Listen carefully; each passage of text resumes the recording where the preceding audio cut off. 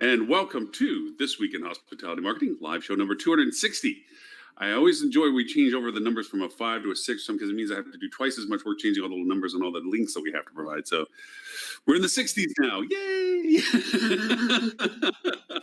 With me from what would be my left to right would be Dean Schmidt with, it's going to take me a while to get all these right, Dean. MetaSearch. Okay, first there's Basecamp MetaSearch. Basecamp and then there's MetaSearch. MetaSearchMarketing.com. Thank you. One's training and one is services. So get that. Mr. Edwardson on from Flip 2. And then down to the lower is Mr. Jason with Hospitality 2020. Right? Hospitality. Yep. Recovery 2020. Thank you. Recovery. I forgot the word. See, I'm really great as a host. It works so good for me. Mr. Dale Goodman, who is with Aspire Reputation, formerly with Library Collection, and she'll be telling us more about that as things begin to come out. And Mr. Tim Peter with Tim Peter and Associates. That one is an easy one for me. I'm good with that one. That one, got that down. It's been a few years. You name your company your name. Make it easier. It works so much better. Oh, and coming from across the really pond. arrogant, but you know. Yeah. Mr. Tristan Hayward with 3 and 6. Hi guys, how is everybody? Hey Tris. Hey Tris, welcome. By the way, Lauren, I still work with Library Hotel Collection. That's true. Yes. Always my favorite client now.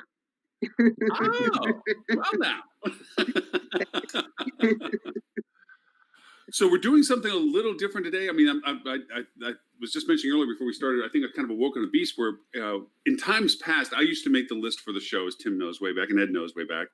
And then Robert started adding more and more to it. Finally, Robert just took it over and started doing this really great list that he's been doing for years now.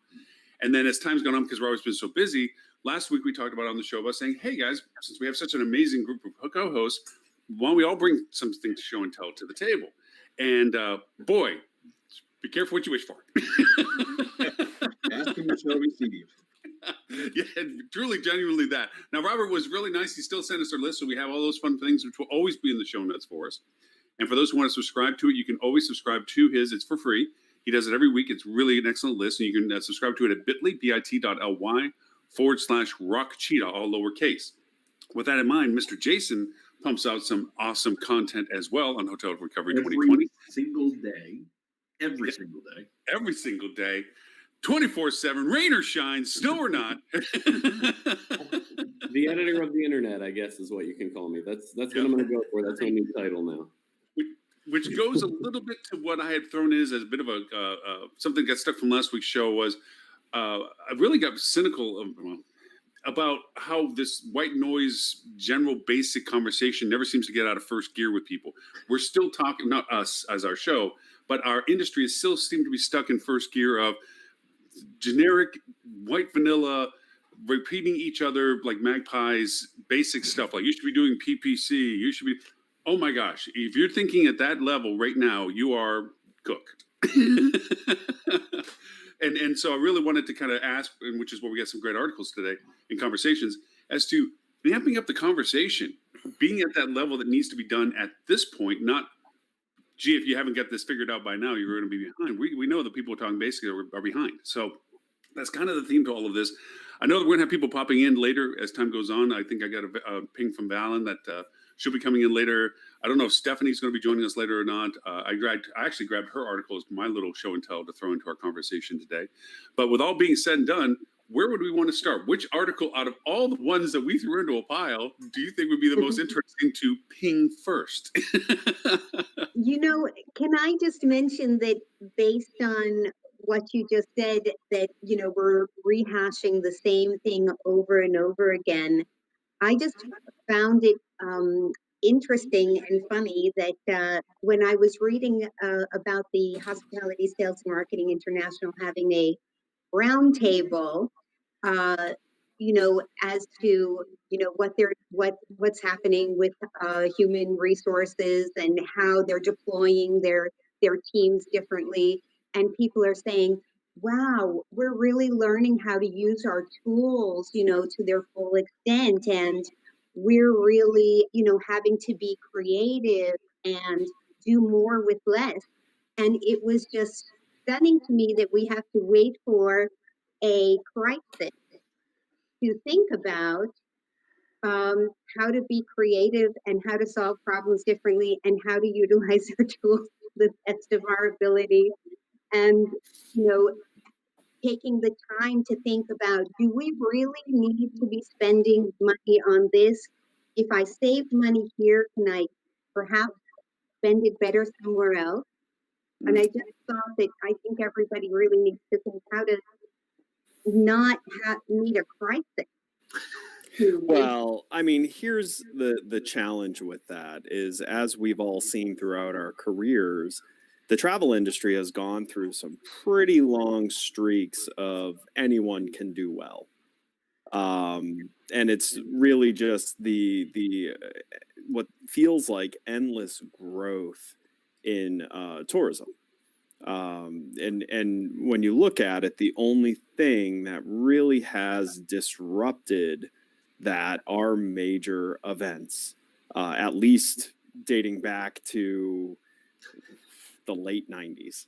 So that if you look at that and you understand that, then you kind of can get why our industry continually falls into complacency. Some of it is just the riches that just accidentally fall into people's hands. The gravity of tourism to the major cities, the opposite effect that has to less major tourism destinations. Oh, this city is just too crowded, I'm going to look elsewhere. The massive growth in our industry has led to this complacency. And you can't overly fault people for it, because name a major mistake during any of the good times that, you know, really financially hurt someone. And you really can't think of too many, because being present to win has been the primary driver of success for at least the entire time I've worked in the industry, which is now turning into a pretty substantial amount of time. Well, it's actually a nature thing, right? I mean, I learned my best lesson post 9/11, right? I started in digital during the dot-com boom. And I got to tell you, during the dot-com boom, nobody in the world was better at digital than me. I mean, because it's just amazing. Everything I did worked. Clearly, I was the best digital guy in the whole damn world. Okay? And then 9/11 happened, and I was like, oh, wait, this is hard. It wasn't me. I very much was one of those folks where, you know, sometimes it takes a crisis before you recognize, oh, I'm actually just sitting in a boat that's going up with the tide. And if I'm going to outrun the other boats, maybe I need to do something very different. So, I mean, sometimes that's a normal thing that's going to happen in people's experience, that until you get kicked in the teeth a time or two, you may not realize not all of your success was because of all of the things you were doing. You know, I'd like to think I was doing a good job. Sure. Yeah, but isn't that a sign of leadership, to have somebody with a vision that we can do better? I was just looking at an article, it came out last year, not this week in hospitality, but last year an article came out saying, oh, you know, Marriott is still doing fantastic in guest satisfaction, and it was 80% for Hilton and Marriott, and they were at the top of the game, and with Hyatt and Intercontinental below that, and Wyndham about 70. Now, when I went to school, if I got 80, that would maybe be a C. Right. And you would think you have so much money on the line and so much potential revenue on the line, that don't you think you deserve better than 80%? Don't you think you could inspire your team to But I think some of the Right, but the comments cost of doing that outweighs the benefit at that scale. and The cost. Yeah, sorry, go ahead. I was going to say, and it's not always. I think to Adele's point about the leadership there is, I think what we've got to do is we've got to look back at what we're the times we're living in, and these times are, to use an overused word, are unprecedented. Not because of COVID, not because of any of that. Look at it on a much bigger view. We're going through the internet age. We're right at the very beginning of this. And the pace at which things are changing is so rapid. You look at all of the people who are leaders now, where they started out, the internet probably didn't exist, because I can remember the time when it didn't exist, and I'm sure pretty much everybody else on this call can remember when it didn't exist. Saying we're old.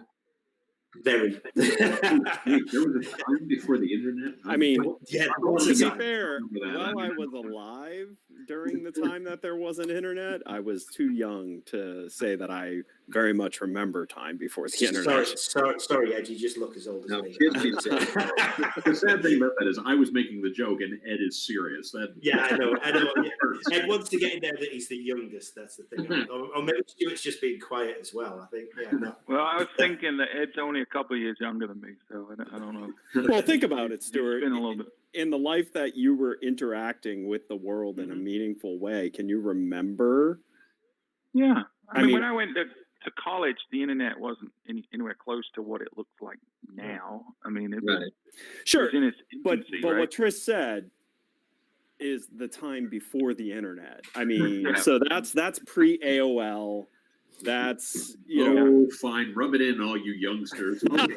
Speaking as an older But I think it's more than the internet, right? I think society, and maybe the internet's part of the equation, but society has changed, right? We're all woke now, or a lot of us, and its expectations are different. The power has shifted from the corporation to the consumer. There's a lot of nuanced things that have gone on to making the world the way it is today, and I think all of those just add to the challenges that hotels face. And I think to Ed's point, scale is one of the reasons that Hilton and Marriott cannot achieve the level of success that someone like Well- Adele has achieved in her history, right? And- In a smaller scale. And that's an important point of when we try to talk about our industry, is it's an industry of different realities. You have these mega scaled companies who care about completely different things than the small business aspect of travel, right?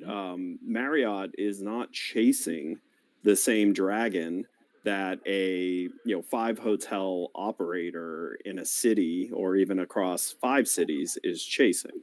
Well, They have a or- different customer, right? Or The a customer is municipal not- property owner who might be a customer of Marriott, or might be a customer of Right. Choice, or things along those Right. lines, right? I mean, They're more interested in the satisfaction of the person that purchase or leases a franchise from That's them right. than they are about the customer that walks into the door of that hotel. Right. They Yeah, don't care, there's- as long as there's- they get their returns.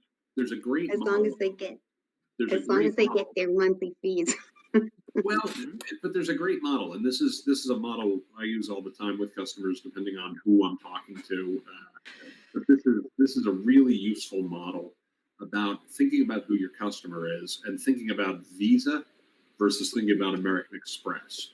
Right? American Express's customer is the cardholder, and they do everything that they can to make the customer experience and the experience for the cardholder better. Visa's customer is the bank, right? And they will do things that are good for the cardholder so long as it benefits the bank. Now, they always want to make both sides happy, the bank and the cardholder. But the reality is, when push comes to shove, if there's conflict, Visa is going to lean towards the bank, and American Express is going to lean towards the cardholder. If you're a boutique hotel, you're American Express. If you're Marriott, you are Visa. Yep. And it doesn't mean that you don't want to do what's right by both sides of that equation. It's that your purpose for being and who your customer is a different person. And that engenders a very different response because they're actually doing what's right for their customer. Yep. And it's The customer isn't the guest in every this case. isn't the only industry that exists in, Oh, because the God. other thing that exacerbates it for these large scaled companies is they're public companies. Mhm. So, bottom line is, Wall Street ruins companies. It just does. Very few I love your blanket companies, statement. very few companies go public and stay good. And the ones that do become very famous. You can look at them. It's Google, it's Amazon, it's Facebook. And why did these companies turn good? They didn't forget who they actually serve and By what the their way, I would actual. strenuously push back on Facebook is good. Yeah, same here. Yeah, I gotta tell you, good. listen, they stayed true to what their belief is, even after going public. And so It's just those beliefs. I still think, hey, Continuing a vision is not inherently good. And I- just look at the congressional hearing this past week. Oh, I yeah. mean, there are some major problems. If the congressional facing us hearing because has of taught this, us too. anything, is we should stop letting Congress be the ones asking the questions of tech billionaires, because it's not a good look for the capabilities of our government. No. But I do think we need to come back to Adele's point, because I think Right. Adele's point is, if you are a hotelier, and we've had this discussion on the show a lot of times, but I think Adele is exactly right. And I think this is something we want to think about really carefully. If you are a hotelier, if you are a hotel marketer, be clear on which business you're in. Are you, in the business of serving a franchisee? Are you in the business of being a franchisee? Are you in the business of hospitality and serving a guest? And if you're in the business of serving a guest and you're getting 80% on your SAT score, you need to be doing a lot better. There's a slide I use constantly in a presentation. It's a Jeff Bezos quote, and it's something that I would paste to my wall if it went with the decor that I want to have. If it was on the guitar, I would absolutely put it there. Where Jeff Bezos famously said, your margin is my opportunity. The reality is there is somebody coming for you all the time, and you got to be thinking about that. And it doesn't mean that you have to sacrifice your margin, because if you actually deliver great hospitality, people will pay more for that. If you actually give people a great experience, people will pay more for that. That is- Give them a truly differentiated experience, people will pay more for that. So it's just thinking about what business am I in, who is my customer, and am I holding myself to the same standard that that my customers should be expecting of me. And also don't fall into the trap. I mean, 80% is pretty impressive when you think about the majority of the portfolio of those companies. We always fall into this trap when we think Hilton and Marriott. In our heads, we think of their flagship properties. In reality, the majority of their offering is select service. Well, but I would argue, I've said this many times, I'm a Hilton fan, generally speaking. Mhm. And I would argue right now today, and there's a lot of reasons for this, new prototypes, things along those lines. But at scale, Hampton Inn is the best brand in the industry. Right? 100% agree. By Hampton Inn far. is, And I don't think it's close. Nope. At scale. I Right? agree. Now, give them 5 years, give them 7 years, maybe the product will get more tired and yada, yada, yada, and somebody else will step into that. But you can even see it in Hampton Inn's progression in ADR. I mean, if you remember, it wasn't that long ago, you wouldn't see a Hampton Inn above $90 a night. Now, good luck finding one below 130. To lend a little bit of what Adele's saying, and to a little bit of point that you made earlier, Ed, we're creatures of habit in some ways, and firsthand experience for me for some clients is, and as Tim pointed out, there's those that are running it as investments and those that are running as hoteliers. Those that tend to run it as investments or whatever, they have to first go through the process of what they used to do all the time, which is, throw money at it, or silver bullet the answer, or take that off the shelf and plug that back in, and surprise, it didn't work. And they have to go through that. Oh crap! Now what? It's like we actually have to take care of the guests. Say what?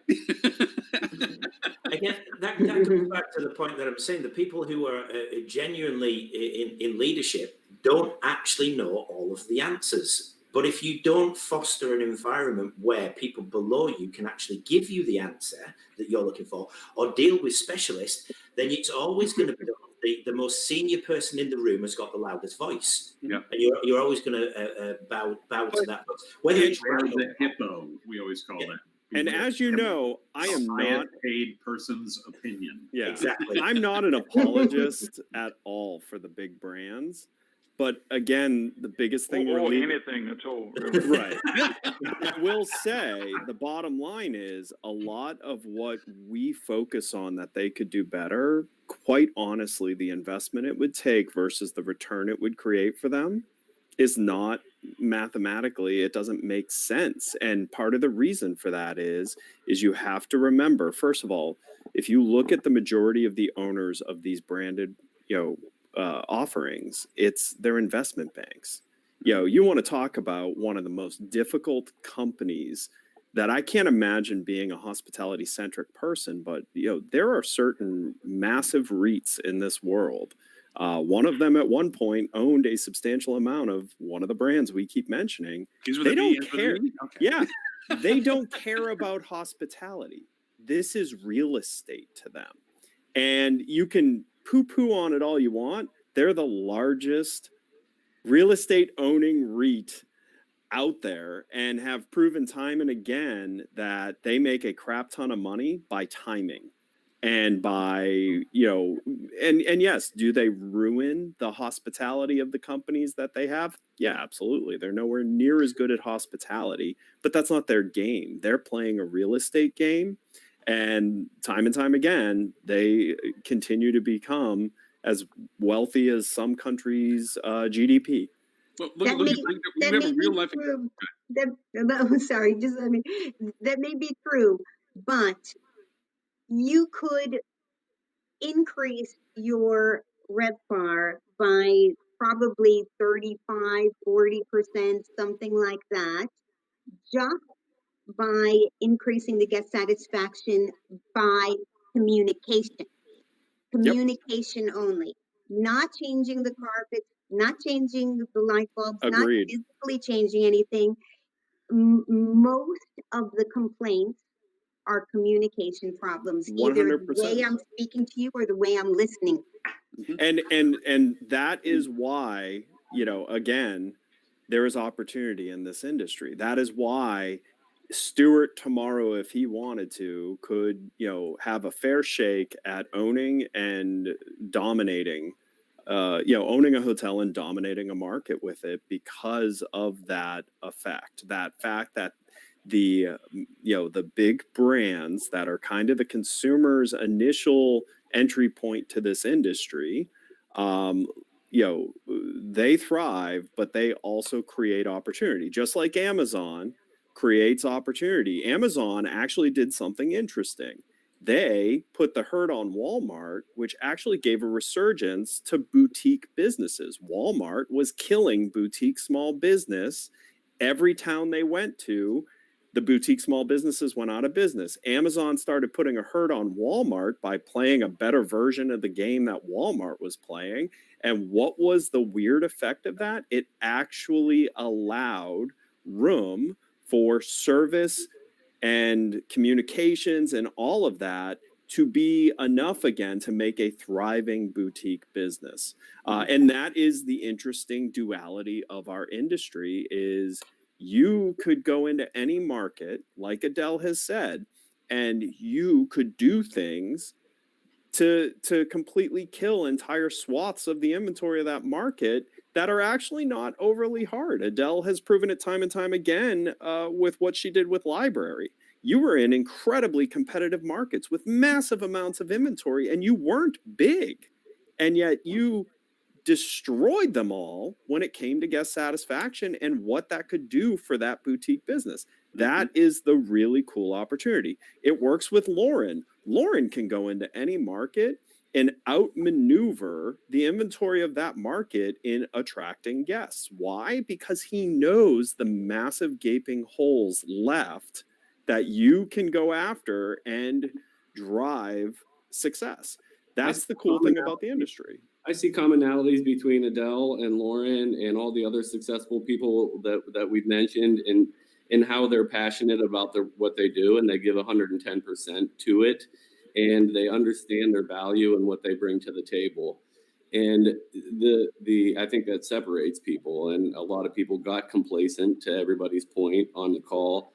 And to go back to what we initially started this conversation about was, Lauren saying, how do we step up what we're writing about and what we're reading and the content that's out there? Why is it all the same message? And, Adele mentioned HSMAI. I love HSMAI. So do I. I think everybody's So do I. everybody's reading and consuming more content than ever before. They're at home, refreshing all day.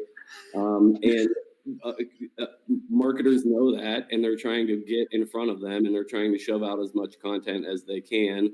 And sometimes it's getting out there. It's trying to get your name out there rather than bringing the value, and rather than providing something that's useful for hoteliers or for guests. If you're a hotelier, understand the value that you bring, and offer some best practices to help others Yeah. rather than just trying to get your name and your message out there, I think. Agreed. Yeah, we've seen a shift, right, in the purpose of content. And the noise to signal ratio, I'd argue, is worse now than it's ever been in our industry because vendors, Good statement.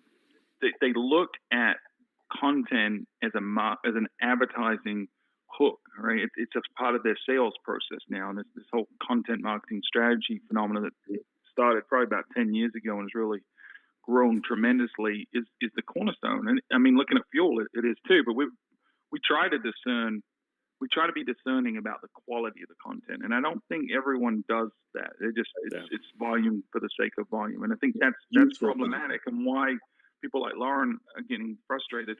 But the thing is, I think both of those problems we're talking about with the flags having settled for a certain level of or standard of reviews and the vendors in the market putting out crap content, it's about doing things well takes a certain skill set that is really hard to scale, right? Because we just pointed out that Adele did a great job with Library, that Lauren does a great job. These are exceptional people. I would argue they're both within the top 1% in the industry easily, probably the top 1% of 1%, right? You can't scale people like that. You can't be Marriott and say, I'm going to go hire 1,000 Adeles to do what she did for all my portfolio. It just, you can't do it. The talent is not, the caliber of people to do that, to focus, that dedicated focus is not realistic. So when you talk about economies of scale, there's a flip side to that, right? And it's the cost of scale, which is you can't do things really, really well. And that's why the article that was floated around, the Hotel News Now article, about how the flags are going to dominate independence was total garbage. It was. Looking at it completely from the wrong lens. Right. And everything they said was just, I mean, and heralding, very myopic. Heralding the brand's technology stack. I mean, I could piece together a technology stack that would run circles around that by using like 10 different options at each touch point. The difference is, it's lazy reporting. Yes. It's singing an easy message because it is obvious. It's obvious that actually this was a huge opportunity for the brands. I've talked about this before in this show. Could have easily been, right? Could have been it could have been like a pivotal moment in the big brands on actually taking back the primary position of ownership with the consumer, but it's not going to be because of the fact that they've all decided to take a path of survival versus taking the risk path of trying to dominate. And it's like when a hotel says, I need to save money right now, so I'm going to reduce the thread count on my sheets. Right. That has a consequence. It saves you money on your P&L this week, but it costs you down the road because now your guests aren't having as good a night's sleep, and that costs you, right? The brands are doing this exactly right now. They're saying, we're going to pull back on our staffing that liaise with the individual properties. We're going to limit what the properties can do at the exact worst time to do that. The properties need autonomy right now more than ever to say, here's what's going on in my specific situation. Here are our protocols. Here's our local areas. And they've been cut off at the kneecaps. The individual properties have no control because the infinite wisdom of the flag said, hey, we need to save money, so let's just shut all this crap down. And it's the worst time to do that. There's been Unless one you exception need to the that. brand flag for the loan, why do you want to share your money? Because they don't take a percentage of the incremental value they add. They take a percentage of everything. Yep. And well, it's simple though. No. I mean, here's the thing. If you want to own a hotel and you can't do it with your own money, you're kind of forced into a brand because the banks are not going to give you a loan without a flag. I mean, and this is the de facto survival and, kind of the base benefit that the brands have is there's a good amount of owners that if they didn't have that brand's flag, they wouldn't have the banknote that they currently have. Well, and I know Dean's been trying to jump in, so I'm going to say one quick thing, and then I'm going to immediately throw to Dean. But I also think we have to think about chain scale in this, because at different chain scales, the brands can provide an enormous amount of value. I'm an ex-Wyndham guy, so I'm going to show my stripes here. Wyndham has its places where it works really well, but I mean, you think the economy segment, you're talking a 75-room property that's charging $75 a night and running at 50% occupancy. That's $1 million annual revenue business. The people who are buying into those businesses don't yet know how to be hoteliers. And I'm not saying that as a knock. Those are brands with training wheels, right? Yep. That is entry into the market for a lot of folks. And so, the expectations have to be a little different. The guest expectations have to be a little different. You still need to do it well. And Adele's exactly right. That's precisely where you have to do a good job with communication and service, because you're not going to differentiate an economy product on, thread count, right? Like that's just not how you can make a living doing that. So it's also understanding what are the brands bringing to the ownership groups at different chain scales. And I think once you get above, economy, things along those lines, that the question becomes a much bigger one of whether or not it makes sense to be brand or independent. But Dean, you've been trying to say something for like an hour. So. Dean's got to sharpen his elbows. He's got to jump in more. One to Ed's earlier point is that part of the reason that these brands love these, or the franchisees love these brands, is, as he was saying, that technology stack. Yes, could we build a better one? We're all technology experts on this call here. We've all seen better technology out there. Is it easy? No, right? So I'm a hotel. You're bringing me a package. You're putting it on my plate, saying, "Here you go. We'll do all this for you." Of course, I love that. But the other thing I wanted to bring up too was the one exception to, we talked about everybody scaling back their marketing and such. There's one exception out there, and you've probably seen there's one brand that is running TV ads left, right, and sideways. And I'd love to see their stats as a result of this being Choice Hotels. And they've been really marketing the road trip, that type of demographic. So here they are, the only player out there advertising on television. Take a look at some of the digital marketing space that they're in. They're owning their metasearch. So they came out of the bin. But by the way, again, I can speak for metasearch. It's really cheap right now. I'm assuming the TV ads are less expensive than usual. I don't know that, but I think it's a fairly safe assumption. And they're the only ones in this space dominating. I would love to see the stats resulting from that as to how much gain they've seen as a result. Yeah. Ballantyne, nor one. From a brand standpoint versus unbranded is this cold start versus warm start from a reservations funnel standpoint, right? So if you go into a brand, if you open up a hotel or you reflag, you've got a pretty good funnel right from the beginning of reservations. If you come in unbranded, you've got to build that market, and you have to build it from the ground up. That's a good start. Well, and if you're going to operate an independent hotel, you really have to know how to hotel. Right. That's exactly. Whereas if you're going to own a Fairfield Inn, right, you just need to know how to run a business. That's right. And we know there's a big difference there. Now, Dean, I will counter one thing. While I agree that Choice has been spending really interestingly, I think Hilton got incredibly lucky timing wise that a Netflix series that basically is a Hilton commercial dropped at a time that they needed this the most. So have you guys seen Zac Efron's series, Down to Earth? It's blowing up on Netflix. It is literally a Hilton, TripAdvisor, and Visa commercial. And it's insane what kind of exposure it's been giving to those businesses. And it's the best kind of exposure. It's subliminal. Look at you there, Ed. You're down with the kids. I'm You're not down with the anymore. kids with all of the Zach who? What? Yeah. Hey, just real quick, I don't want to hear Melissa out of the chat room. She's been kind of leaning into a lot what Adele has been referring to when it comes to reviews and limitations of some softwares that are out there, obviously. But incorporating that process into the value proposition of the hotel, I think is kind of a quick recap of some of her points that she's made off to the side on that. And one point to jump on that, and I mean, this is what Adele is getting to a lot. Even if you're in a chain, even if you carry a flag, right? In many cases, your brand is only as good as your last TripAdvisor review. Right. Period. So it doesn't matter what the brand's reputation is. If you get two little bubbles on TripAdvisor, you get 2 little stars on Travelocity. This would be Expedia or Booking. Travelocity. Remember when there was Travelocity? Knowing your age now.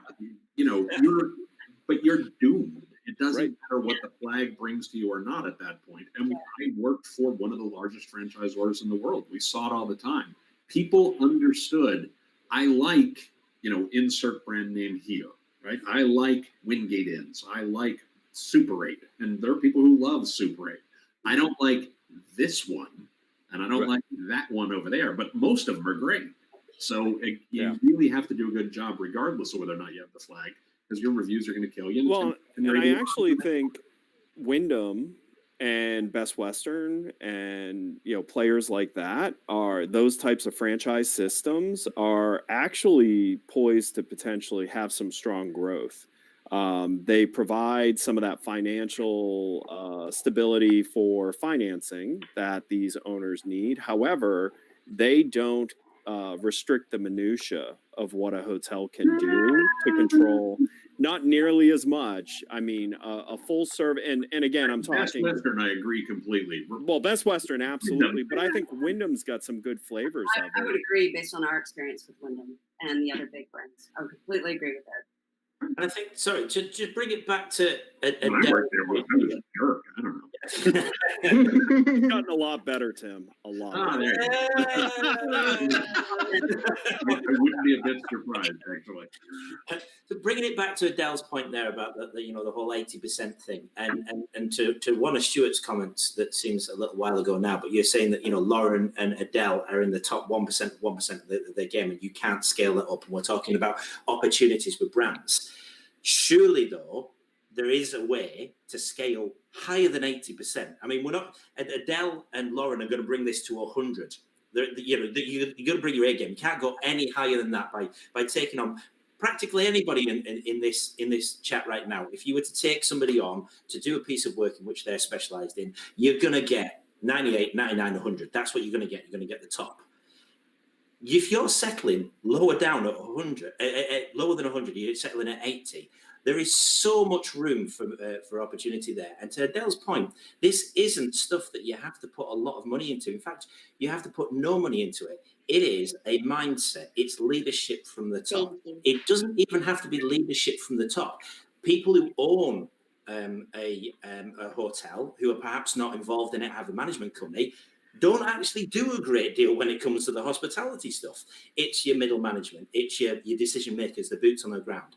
Finding good talent that doesn't have to be at 100%, but finding good talent at 90%, that's doable, especially in this market. Yep. I'd be looking right now, and we have been looking right now. There is some brilliant people who have just suddenly found them on the wrong side of COVID, who've just found out that, all of that hard work that they put in, all of those visions and ideas that they had for a brand or for a technology company, just gone like that in the space of 3-4 months. And now they're wondering what to do next. There is so many So people let me out- respond to that Oh, as soon as you responded to my response. So I don't think anyone's saying that they shouldn't strive for better. I don't think anyone's saying that at all. No. Okay. And I think at the property level, you're 100% right. Every individual Marriott or Hilton or whatever should be out there striving for 100%.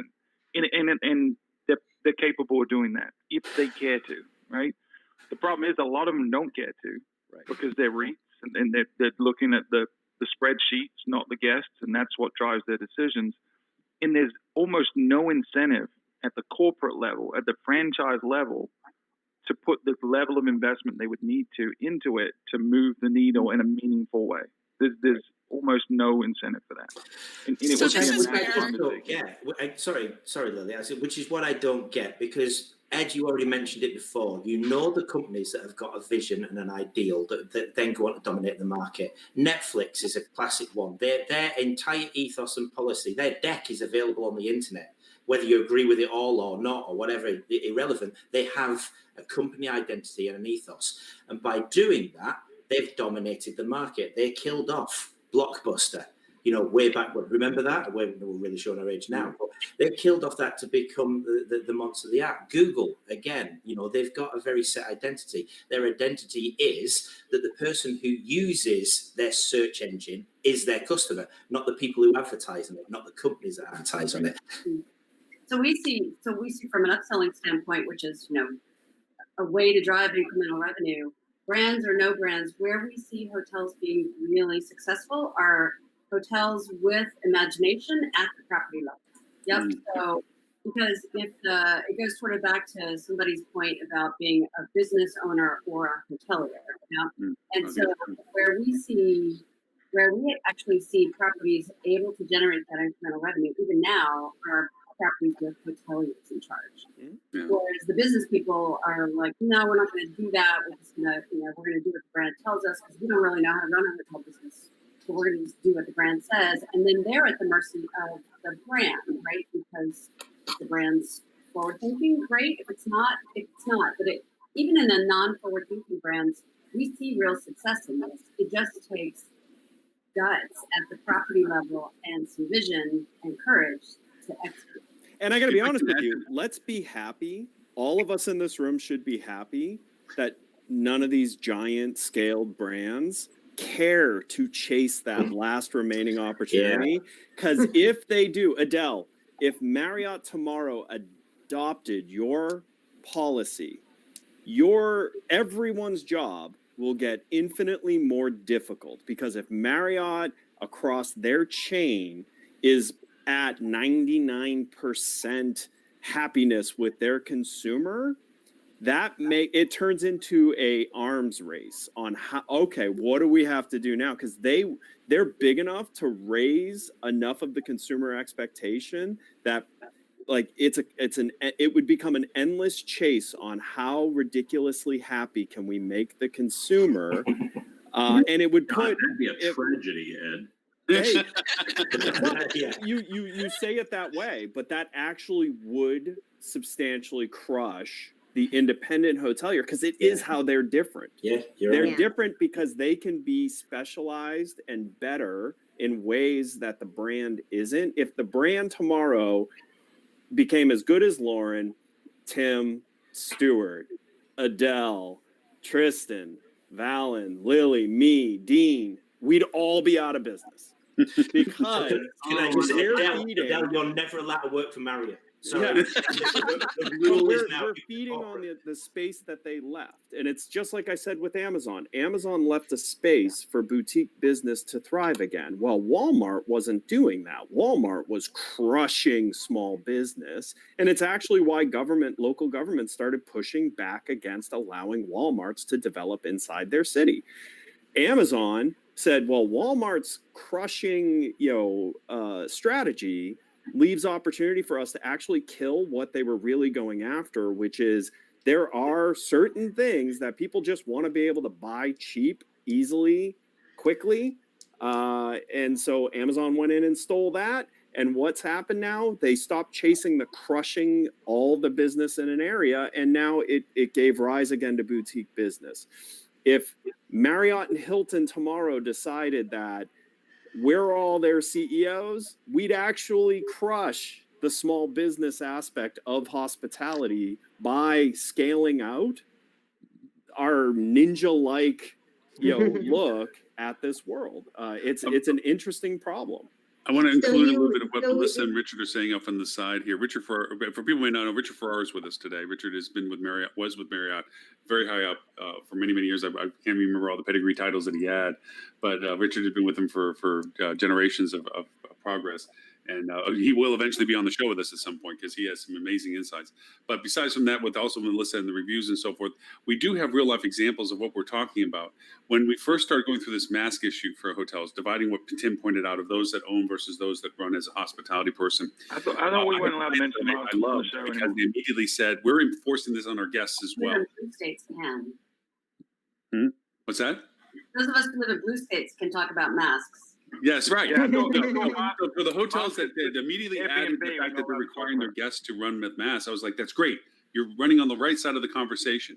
But then there was ownerships that are like, we'll do what our brand is telling us to do, but we're not going to go over and tell our guests to do the same thing.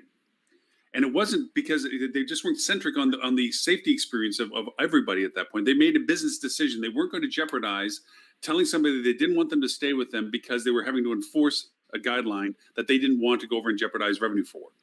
Until all of a sudden brands start saying, oh, hey, no, we're going to jump on the wagon that everybody else is jumping on, which is we're going to be, asking all of our guests to wear masks as well, so forth, just like the retailers and so forth and so on. Then all of a sudden they said, okay, we're going to do the same thing because we have somebody to hide behind. Oh, the brand's making us do it. Leadership and hospitality-centric business is we do the right thing for the right purpose for all the guests, and then we make that decision, and it's you as a leader, you as the GM of that hotel, telling a guest, I'm sorry, but unless you follow our guidelines, I can't have you stay at our hotel. Not I can blame somebody or it's a municipal rule or my brand tells me I got to do it or hide behind somebody. It's the leadership of saying, hey, we've made this decision that at our hotel, we want our guests to follow the same guidelines that we make all of our staff follow, which is your protection, our protection, mask, washing hands, cleaning stuff. So that's the kind of difference we're talking about when it comes to review scores and how they impact. Now, Richard pointed out the fact that he didn't see a correlation about that, though. You know what? I think that in a company like Marriott, though, you're spending a lot of money on advertising, you're spending a lot of money on loyalty, and we don't have to do that because our guests bring our other guests to us. It's cheaper and it's easier and it's a hell of a lot more fun. I've been in a restaurant of a certain chain hotel right across the street from my office, and the waitress was crying after an hour not being able to bring out a salad before the Broadway show, and she said, there's one person in the kitchen. We tell them every single day that this is our time when it's before the show and we're going to have hundreds of people here and there's no way in heck we can ever get the food out. And she's like literally crying to us that nobody will listen to. That's communication. Has to be able to go up the ladder. Can I interject quickly before we move on from the brand versus independent topic that Sam Trotter, who wrote that piece, is one of us. He's a good guy, trying to help out the industry. I'm sure friends with many of us on the show. That was, and I may be the only one who knows the difference, but that was an opinion piece, which is different than a reporter going out writing a multi-source piece. I give him kudos. I don't know what's the difference. Topic and encouraging the discussion. I think that I wrote back to him. We had a little conversation about it. I think he's right. I think when you're talking about critical mass, more travelers will trust that, like Tim said, Hampton Inn has got it right. They've partnered with Clorox or whoever it may be, and you see that message everywhere, and you trust that they've got it right. I do think an independent can do a better job.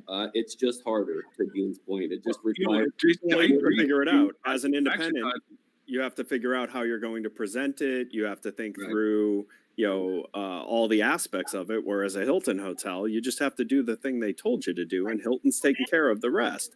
That does make it easier, but it doesn't mean that that's going to own the heart of the consumer. This leans a little bit towards Tim's article that he shared, and I didn't put the texting up, Tim, because you said it was behind a subscription wall, and I didn't want to share something that they pay for. But the article, and you can speak to it directly about it. I agreed with you completely, Jason. I thought going through this COVID thing, this was the chance for brands to shine. Like, okay, we got this. You're going to look for a systematic cleaning programs and everything else. I'm sorry, Airbnb's kicking our butt, and they're doing it with less money, and they're doing it with better messaging. And it was the thing I thought wasn't going to happen. I thought because you know what? Airbnb can say whatever they want to say, and they don't have a gigantic investor. Agree with owner. you. There's a lot of they don't have KSL calling the CEO of Airbnb going, what the heck are you promising? Have you lost your mind? Do you know who put you here? Right. And so, you know, Airbnb has a little bit easier of a time because they don't have any concentration. There's no voice for the Right. unit owner. There's no top of the funnel for them. It's a Right. big entity that's all multi-headed. Yes, Marriot could saying easily it's do right. that if they didn't care about Better. their hotel owners. They could say, And hey, they, we're and they going to do didn't care this. about Wall Street. Right. However, it really does come back to marketing and messaging, because one of the things that, and you don't have to promise anything in this case, but one of the things that Airbnb has always done really well is that you feel like, even though Airbnb is a corporation, because of the use of hosts, you feel like you're dealing with a person who you can form a relationship with, who you can reach out to directly. And they are able to accomplish this even on a big scale.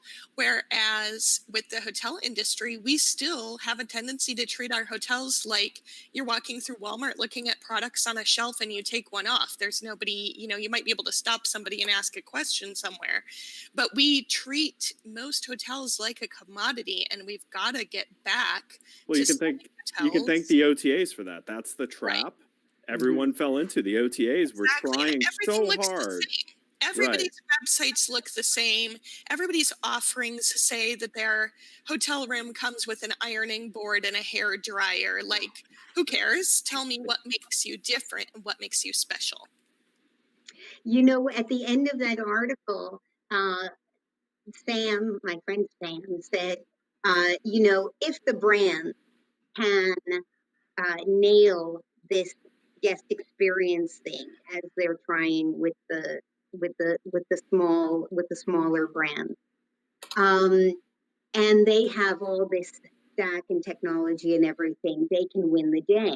But I say the reverse, since they're clearly not interested in really nailing the guest experience, then the boutique hoteliers have an opportunity, or maybe the technology people can put together a stack for us that is affordable and reasonable, where we can, you know, be sharing an app somehow that makes it easy to book all kinds of different boutique hotels that are not related without paying OTA pricing. You know what I mean? Like a room key for independence. Which is Expedia. Can I go back to something Jason said too about, you know, it's an opinion piece. And I think anyone discerning would pick up on that. But it wasn't presented that way at all, right? It's on Hotel News Now, right? Considered a news outlet. It didn't define that this was his opinion. It was stated as a fact. And I think that's problematic. Because it didn't give it is both sides of an argument. For what it's worth, then we got there. It does say the opinions presented here. I write a quarterly column for Hotel News Now. It is listed as an opinion every time. I mean, yeah, but I don't know whether or not people how many read that people or read whether the or not footer, people right? get it, but I Most mean, people, we're lucky if people read beyond the headline, to be fair. I mean, I think. Oh, well, sure. Well, what's the truth stat of about it is things that are tweeted where nobody ever read the article? it's like That's all of 70%. Twitter. Yeah. Yeah. But my point is, people will read the headline, and I think it's a little misleading headline. I think it there's some truth in what he's saying, and I don't know the guy. I mean, I don't have an opinion on his knowledge or his background or anything like that. It's just I've read an article and I've formulated my own opinion about it, and Lauren gives me a forum to express that. But it read to me like if you're a flag, you have a pretty safe opportunity to be okay in the long run. And if you're an independent, you don't. And it really was more, if you're a bad independent, if you don't run your operation well, then you're going to struggle compared to the brands. But I think you could look at every one of those points. If you're a bad brand hotel. For sure, right?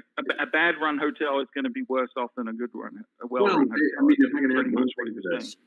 I'm having a side conversation with Richard in the comments, and just to point out, I mean, you know, there's a funny part about this that we're not giving the brands enough credit from the other side. We're not giving the franchisees and the hotels enough credit on the other side. You know, When I left Wyndham, we had about 7,500 hotels. We had about 5,000 owners. We were 100% franchised, right? So we were a big brand in a different way. Wyndham never got the same like kudos because the room count was so small. But in terms of actual properties, we had more properties than anybody at the time that I left. The challenge that we ran into, interestingly enough, where reviews played an enormous role, was if the brand as a whole was getting terrible reviews, the good owners left. So it was an enormous franchisee retention problem because we would have owners who would say, I don't want to own X flag because 80% of the owners are dragging this flag through the toilet, and we can see it every single day. So there is a baseline level that the brands have to maintain minimum because their customer, who is the franchisee, not the guest, are going to say, you know what, I don't want to carry that flag. And that's a huge problem from a different perspective. So it does knowing from time to time, but it's not knowing analysts. I would guess that bare bottom is like 78%, and they're all hovering at 80. Minimum investment. As you might imagine, when you talk scale, and I mean, Dean can speak to this a little more recently than I can, but you know, I can tell you, like anything, you had 10% who were extraordinary. You had 10% who were extraordinary at the other end of the scale, and 80% fell somewhere between those two. You know, it's something of a bell curve. Well, and to their credit, they did strong brand. 10% of we launched something on digital when I worked there. It was one of my great horror stories. We launched something on the websites across all the brands, and we pissed off 10% of the franchisee base, right? Now you say 10% of the franchisee base, you got it right for 90%, right? Except we had 750 angry franchisees. 750 angry franchisees on that specific day by itself was probably the third or fourth largest hotel brand in the world, right? It was a lot of people who were pissed off. So it's one of those things of there's a lot of folks there, and you have to do a good job for them as well. Richard just said the good guys do push and push. That top 10% really do try to make the brands better constantly, and sometimes they succeed at it. Yeah. Oh, there's exceptions to all of these things. I hope nobody understands that we're saying that there's this generalities that exist. And there's no exception to these. There are stellar brand product. There is stellar location, stellar operations that a high volume of it in their own. Right? Like when you look at the whole numbers of the properties that are stellar that happen to also have a flag, it's a big number. It's a big number just because of their scale, right? Right. You know, it's just when you look at it in aggregate, it doesn't look so good. I mean, and it's like Tim said, because for every one of those stellar brand properties, there's a bookend on the other side. How low can we get by with? Well, minimum we have to do it. Right. And so this is the challenge and opportunity of commerce in general. When an industry is scaled, there is every single type of business operator in there. Just like, hey, listen, we are some of the better, kind of other side of the industry vendor, if you will, out there. I think every single company here is a great company. We know there's some really crappy vendors in our space that are the bookends to this group. Even let's talk about what Jason does. I can name 2 or 3 bigger players than Jason that, give news in our industry a really bad name because it's news. There is obviously a big gray area here, and for faster conversation, we're focusing on, kind of extremes. But the bottom line is anyone who says any article that says someone is going to do better because of a very simple reason, they're oversimplifying. It's going to make that article super easy to pick apart, just like all of us did in regards to this. It doesn't mean he didn't have good intention. Is he wrong on the things about a brand that do give them benefit? Absolutely not. I mean, he is 100% correct that those things about brands do set them up to have success.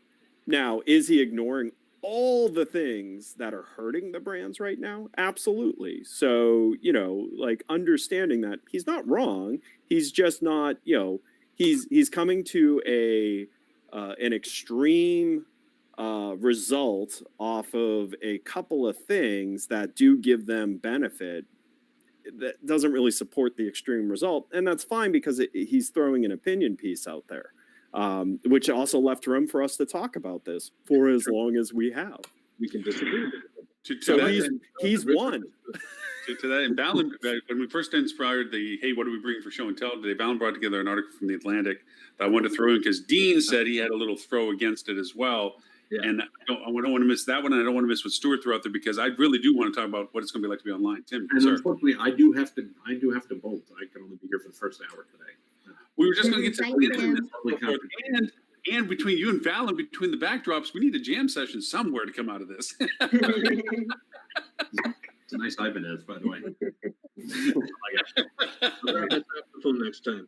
I've been in the recording studio. Peter Associates, where do they find you? What do they look for? And all that kind of, and your super cool podcast. TimPeter.com is where you can find everything. TimPeter.com/podcast if you'd like to listen to the podcast. And I am TC Peter on Twitter for some reason instead of Tim Peter, which is where I am. And Tim, just so you know, I'm going to be connecting you with a gentleman named Ian. He has a dream panel that he is moderating. People from Amazon, Google, and I forget what other third one, but just huge heavy hitters out of Microsoft. And it's for Cornell University. Yep. And he asked me who the best moderator in the world I know, and that's you. So you're the guy that told me he's got to talk to. Well, now I'm Hey, Tim, if you have any openings next week for a quick catch up, can you shoot me a couple of options? Yeah. Thanks, I got bud. it. Sadly, I have some openings. Work hard, everybody. Have a good weekend. Take care. I'll see you all soon. Bye, Tim. Okay, so Val, Tim had enough openings last week to slum it so far down the pole that he was on our podcast last week. So Wow. he really was. He raised the bar tremendously. That guy is a certified I genius. thought because he showed up on the show this week that he really was pretty much out of a gig. He was homeless. I mean, Hey, maybe that's why he's doing our podcast. All I can say is normally when I come in 30 minutes late, I have to really do some wrangling to get everybody on topic. But you guys were all talking about like smart things when I arrived, so I just don't have anything Adele to kind do this week. of stepped in and kind of put the bumpers. I mean, no matter what we try to venture off, she's just like, no, back here. So speaking of venturing off, because I'm one of those people who does that to us, your mentioning of Cornell reminded me of a fun fact I wanted to bring up for weeks now, which is Cornell is no longer the #1 ranked hospitality school in the United States. Oh, I did not know Are that. you going to say UCF Rosen School of Hospitality Management just got ranked the #1 hospitality school in North America, #2 in the world. After what? What was number one in the world? Somewhere in France, I think. It didn't matter to me. I saw UCF. I was like, oh, look. Actually, there's two things about that. College football fan doesn't care about anything but his college. And American doesn't care about anything that's not in America. I mean, I'm hitting both stereotypes right here. But yeah, what's amazing about that is how young that school is. That school is only 16 years old, and it's risen to #1 in North America. That's pretty cool. They need better public relations, man. That should be everywhere. It is. I mean, I haven't read that. I didn't know that had happened. No. Well, they don't So care Val, about any of us. None of us are going to go. But you think they'd blanket the industry with that? You would think. It all depends who's ranking them, right? Yes. That was Ed. He didn't say, but it was Ed. Independent Yeah. ed study. Yes, an independent ed study. Independent ed study from Edward St. Andrews University. So, Valen, the cleaning article, the Scourge Hygiene Theater, and so forth, and I threw that up into the chat for anybody that may not have seen that through our email string earlier. It was That is fascinating. Can I just say before you talk about this article that it was one of the strangest things that's ever happened to me. Like, I'm pretty stubborn in my opinions a lot of times. It takes a lot to persuade me. And I started the first couple of paragraphs of this article like staunchly in disagreement with the guy. Like I was thinking about all the ways I was going to pick it apart, and he gradually pulled me over to the other side to where I was completely agreeing with him at the end of it. It was crazy. Really well written. It was a well written article, and also made some very good points. Really I mean, good points. Yeah. Yeah. Yeah. On the surface, I disagree, but then by the time he dug into it, I'm like, huh, yeah. Is that a pun? On the surface, you disagree? Are you Yeah, people? no, it wasn't. I'm not that clever. Because as we discussed before, the perception of cleanliness and health and wellness is really there. And for a lot of people, they're not going to read the article. I hope we all share that article, but probably not everybody is going to read that. And remember also that there was a time that they said that masks weren't so important, and they changed. People have gone back and forth about other things. What if 5 years from now they say, oh, we were wrong, the clean is more important. The thing is the mask thing was for a different reason. It wasn't because they didn't know. It was because they needed us not to be buying masks because they needed them. You had companies that were sitting on stockpiles of N95 masks for other reasons, but they had massive stockpiles of them. And we're happy that they had massive stockpiles when this whole thing kind of hit, because they went, oh, great, we have what we need to take care of our people.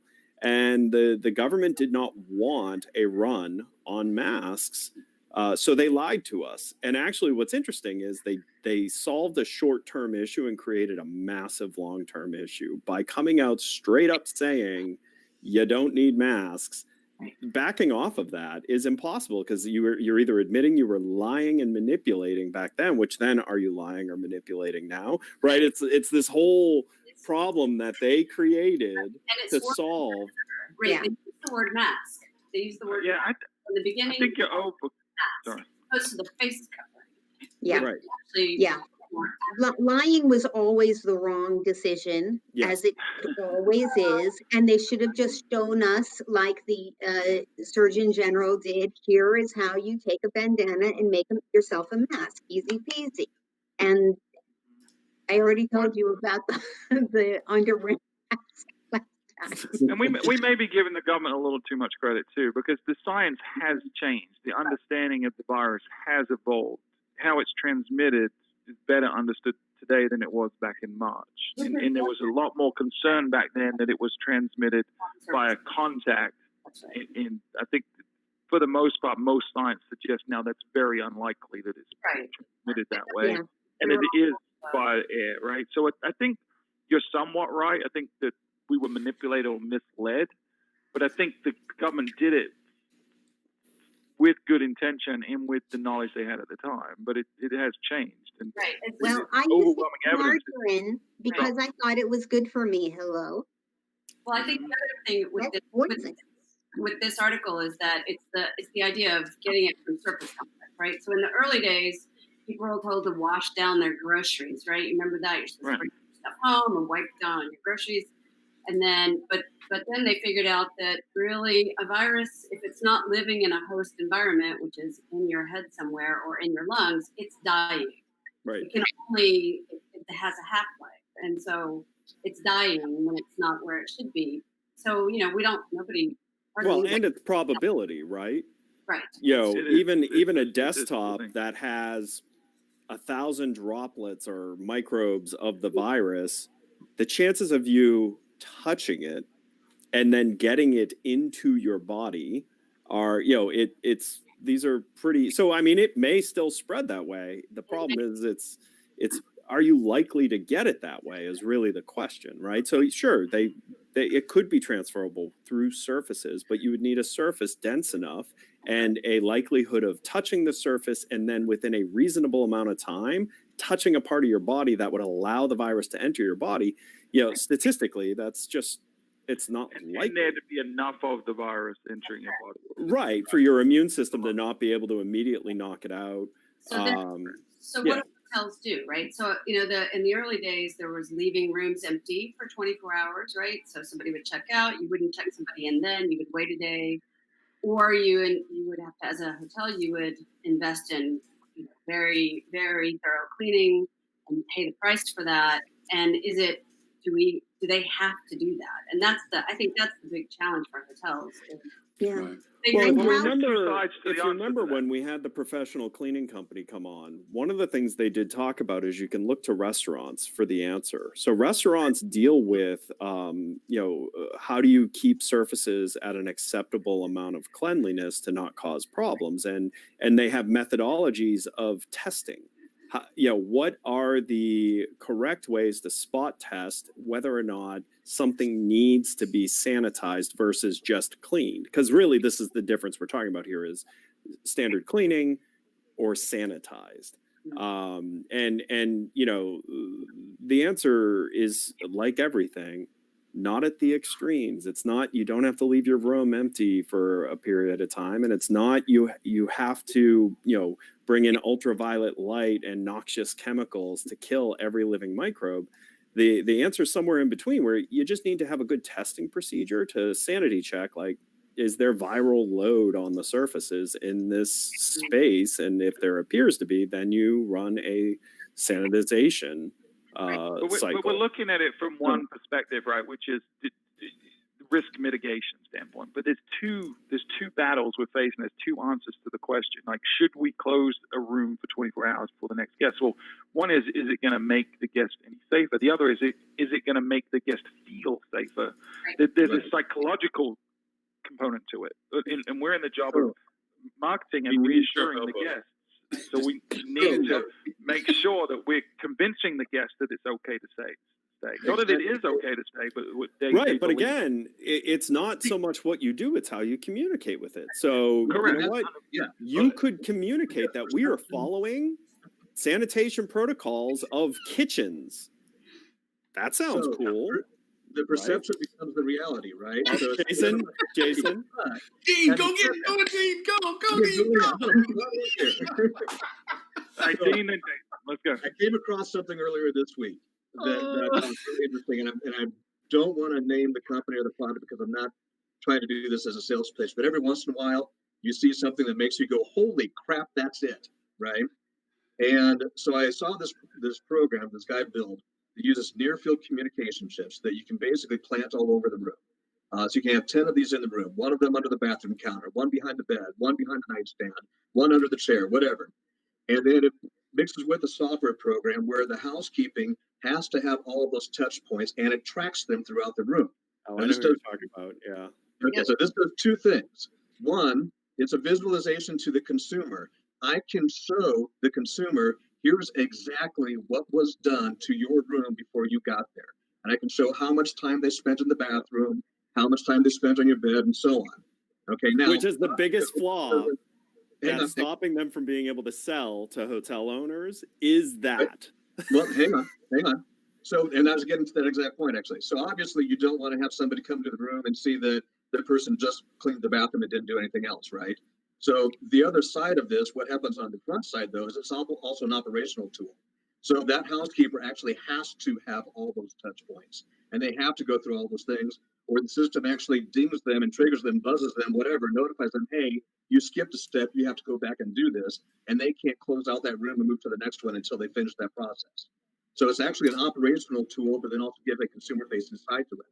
And I saw it, and I thought, holy crap, that is really cool. And they Is haven't anyone been else able thinking to. about the ways to game it? Like you Well- just walk around the room real quick and Well, that's part of the problem. But what's stopping them, what's hurting them, is they are really obsessed with the consumer-facing side of it. I had someone affiliated with this business kind of ping me about, hey, they're having a hard time here. It's very smart people behind this. Yeah. The operational tool side of it is actually really interesting, but problematic with unions and things like that.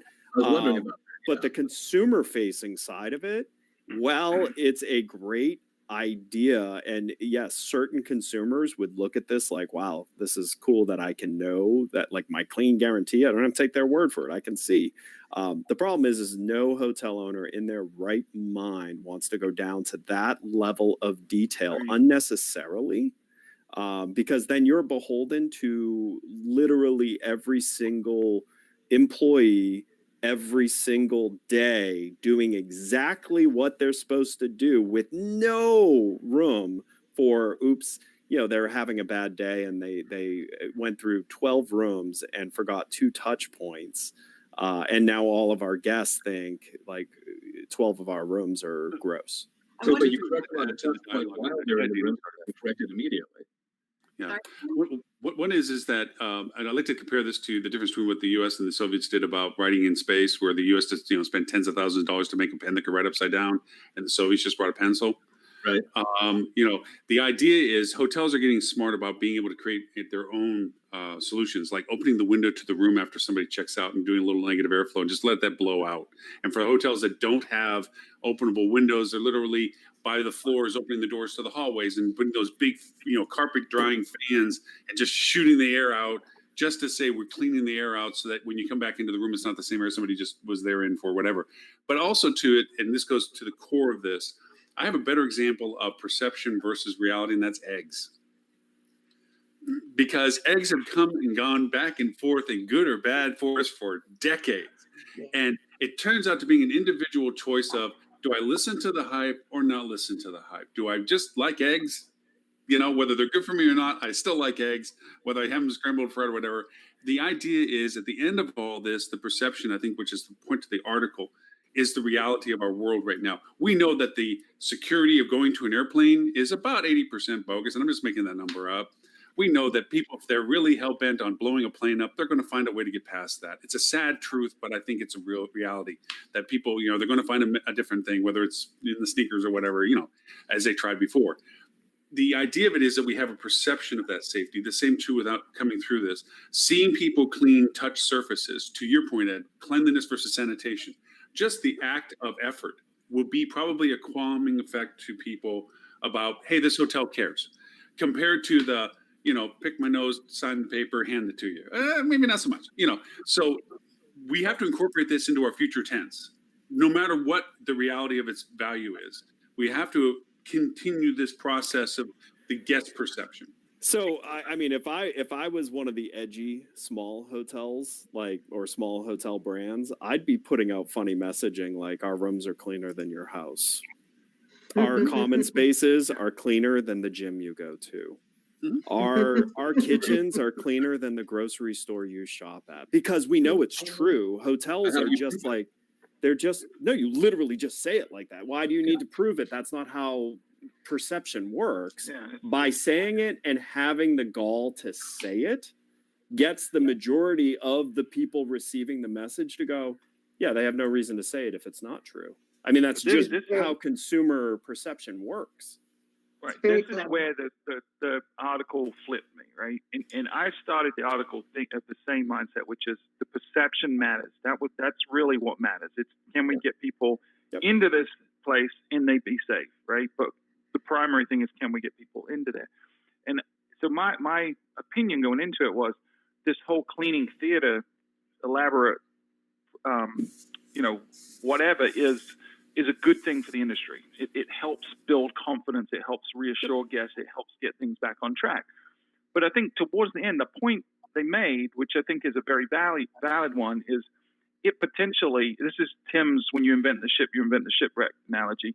There's an unintentional consequence of That's right. creating a false sense of security, which is if a guest comes there thinking that they're going to be safe, they may not wear a mask. They may not socially distance. They may not wash their hands, which are things that they still need to do. So I think there's a balancing act, and this is where I flipped is, okay, I was all in on the theater, but I don't think it's you do that in lieu of other stuff. I think you've still got to hammer home that reckless behavior cannot be accepted, and that's really going to be the key. And I gotta be honest with you too, especially when you think about a large amount of our industry is leisure travel right now. Like that's really all the travel that's happening. Leisure is generally families. Anyone who's had children has a much lower sense of sanitation than anyone who hasn't had children, because when you've had a sick child who is sick, stick their hand in your mouth, because kids just do that. You start to lose sensitivity to paying attention to how sanitized something or how sanitary something is. Once you've been puked on and peed on, it's all over. Yeah. I mean, there's a different level of what bothers you. And our industry is primarily serving that desensitized audience. So what me about this, and this goes to Stuart's point, is that I mean, and the premise of the article and the focus of the article was on cleaning, but if I'm a traveler, knowing that this thing is more easily transmitted via air than it is in contact with human beings versus surface contact, I'm actually more interested in knowing that people in the hotel employees get tested on a regular basis, that you actually have a process where if an employee does test positive, then they do this and this happens. There's contact tracing within the hotel and everybody wears masks and the masks are clean. I'm more interested in that than I am in the cleaning. Now, again, the focus of the article was on cleaning, but I'd be super interested in understanding how to address that, because you can talk about cleaning all the live long day, but it's not the primary way the disease is transmitted. Yeah. And now that we know that, Jason, you're muted, Jason. that's why we're not. Yeah, apologies. I think it's. Go ahead. Go ahead. Apologies. I think it's more about the experience than it is about what kind of cleaning are you doing. It's what's my experience at your hotel going to be? When I get there, do I have to go to the front desk? Am I going to be handing my card to somebody and they're handing it back? How's housekeeping work? How does, if I want room service, are they going to come into my room? I think it's spelling all those things out. How long am I going to be there? What's my experience going to look like exactly? I think that is more helpful. I think it's also really hard for us to sit here and say we're experts on what you should do in a time like this when nobody has any idea what's coming. Have you not seen this show before? We pretend to be experts. Oh, yeah. I am not a doctor, but I play one on my iPhone. I stayed at the Holiday Inn Express once, so. I think it's just really hard to know how long this thing is going to last and how, what standard operating procedures we should be putting in. Listen, if it's only going to be a month longer, 3 months longer, and we've got a vaccine and COVID's going away, then don't leave maybe we can afford to leave our rooms unopened for 24 hours just to make people feel safe. But if it's going to be 2020, end of 2021, 2022 before this goes away, that is unsustainable. Right. Like a lot of the current operations and ownership and the extra expense we're putting into cleaning is really unsustainable. So it's kind of hard to make those decisions without knowing what's next. Right, which is, I think, what the article was talking about, right? That was the point they made, that there's danger coming from setting this false sense of security by doing things that really don't make a difference. So using the example of having a room open for 24 hours is not long-term sustainable for the industry if we want to get back to profitability. But if we set an expectation now that it's necessary to do that to keep you safe, right, then at some point in the future, we've got to change that narrative and say, well, it's just like the mask thing all over again. Well, that doesn't really make a difference. Right. But once something becomes a standard in the industry, it carries on that standard for a very long time. As Lauren mentioned about the TSA as an example, some guy 15 years ago put a bomb in his shoe, and ever since then, we've all had to take our shoes off to go through the security, right? Nothing's happened ever since then. 15 years, I should probably knock on wood as I say that, but here's the reality. That became the standard, and now that's what we do. Back about that same time, gasoline prices were $4 and $5 a gallon. All of the airlines added on a fuel surcharge tax every time you bought a ticket. Guess Never what? took it off. For $4 a gallon anymore, but that surcharge is still on there. I mean, so once it becomes the standard, it's hard to reel that back in. I think also too, this article does, I hope, point out something interesting too, and that is this one-upsmanship that that a lot of companies are trying to do. Look what we're doing. We're doing this and that compared to what they're doing, and this and that compared to what they're doing. That isn't a necessary thing. I think you made it best, Val, when you said, what is it that's going to make me feel safe, period? What are you enforcing that is being done, that we're aware of, that is I have to contribute to, you're contributing to, we're doing this mutually together. I'm wearing a mask, you're wearing a mask, you're getting your team trained, tested and so forth, whatever. All that kind of process is what is more important than just saying I now have a UV zapping machine like a hospital that will sanitize the room. And then I got a bomb that blows up in the thing and sanitizes the surface area. We burn our hotel down every day. Every time you walk in, it blows up. But, it's that kind of thing. It's like, that isn't sellable or sustainable. You're right. We're talking about from current circumstances, current look at perspective. This is how we as an industry are reacting on all the different flavors. But the reality is just like the medical profession has learned, you don't slap an incubator on somebody or a respirator on somebody right away. You flip them on their stomach and you do all these other things that they learned from the process of the pain of people suffering, going through this COVID infections and so forth. Because That there's what better Jason ways to do said, things. there's no experts on this. This is Right. we're It's a all learning on the progressive fly. interpretation. We're But doing here's the the best. if we Editorial want, versus opinion. We're all opinion. Yes. right. Yeah. Right. Yes. But here's actually and what we're getting to is actually what's caused so much of the strife among the masses is they're not used to having conflicting Right. things kind of fed to them as this is now the way. This is now the way. Things don't generally go in flux like this, and it's causing a lot of people to really have a hard time and stick with this is the one I decided when I accepted that this is the way it is, and now you're saying it's not, then nothing's real, when in reality everything is this way. Everything changes. This doesn't happen in such a compressed timeline. Going back to Lauren's egg example, right? The eggs are good for you or they're not good for you, but those are sort of over 5 or 10 year cycles. Right, not months, weeks. Yeah, but they were always delicious though. So I was that's really hoping- They were not always different. good. I was hoping Lauren was going to go nerdier on the egg example and talk about how certain countries we refrigerate eggs and others don't. Right, which is right. And that's another new reality for the U.S. too, is the fact that we are now the people can't travel. How's that feel for us? 37 countries and counting. Feels great if you own a hotel in the U.S. because you're getting domestic travel that it's otherwise really wasn't good going domestic. to. Yeah. Yeah. I mean, There's a it's going 20 both million ways, delta. right? Yeah. Like Yeah. Europeans are mourning the loss of international travel the same way that we are because they're saying, too many people can't come to visit us. And so what are we going to do? We're saying too many people can't come to us. So what are we going to do? In reality, it just means that we have to sell people on domestic travel. But And really, it's in our all favor of though, this- because 17 million people fly out of the country than fly into the country every year. So Right. that's a good thing for the U.S. economy. Yep. Very true. But when we Uh, come from a into all of marketing- these, like the cleaning and the one-upping and things like that, again, we're treating it all as transactional. Let us tell you about the room, not about how you're going to feel when you're here, what your experience is going to be like. We need to get back to the core root of hospitality where, I mean, when I was like 15 and had my first job at something essentially was KFC, it was a regional chain. And I went into that job thinking, okay, as a cashier who's dealing with the public, what can I do to take everybody's day and make it a little bit better through their experience with me? And it's not about what fried chicken they order. Like it has nothing to do You with haven't that. fried chicken, How Lily, just so can you I know. take somebody?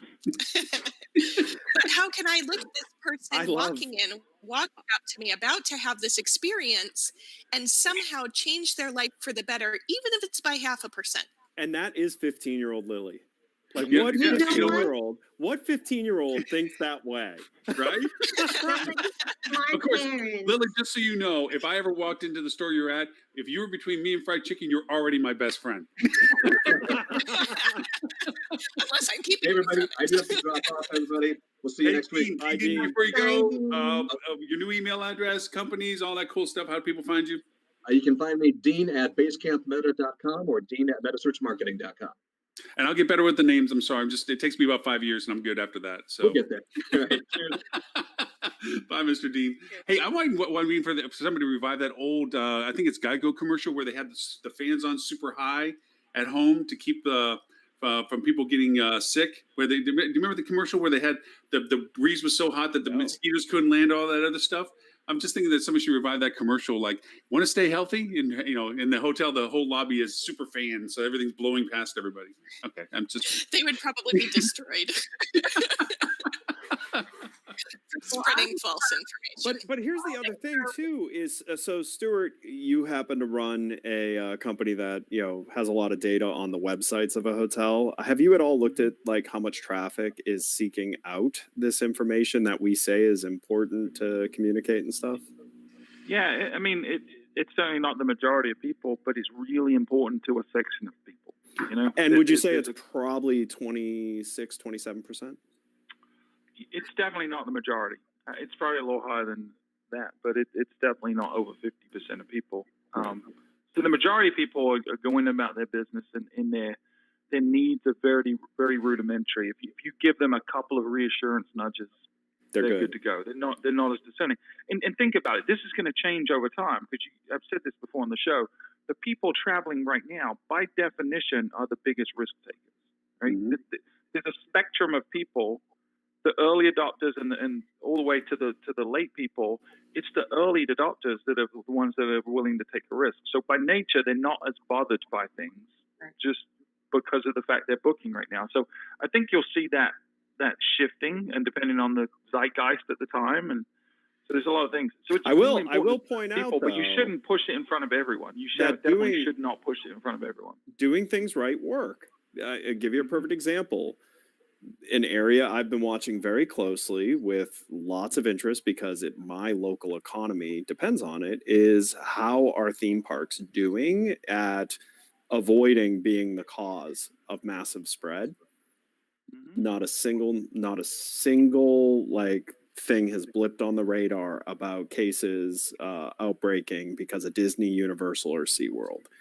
Right. Universal's been everyone open. was rooting for it to happen, right? The media was the media gunning for wanted it so bad, and they were saying how ridiculous Disney was for opening when they were, even though Universal had been open for 2 months and hadn't had a single case, had been running, has had some pretty peaky days.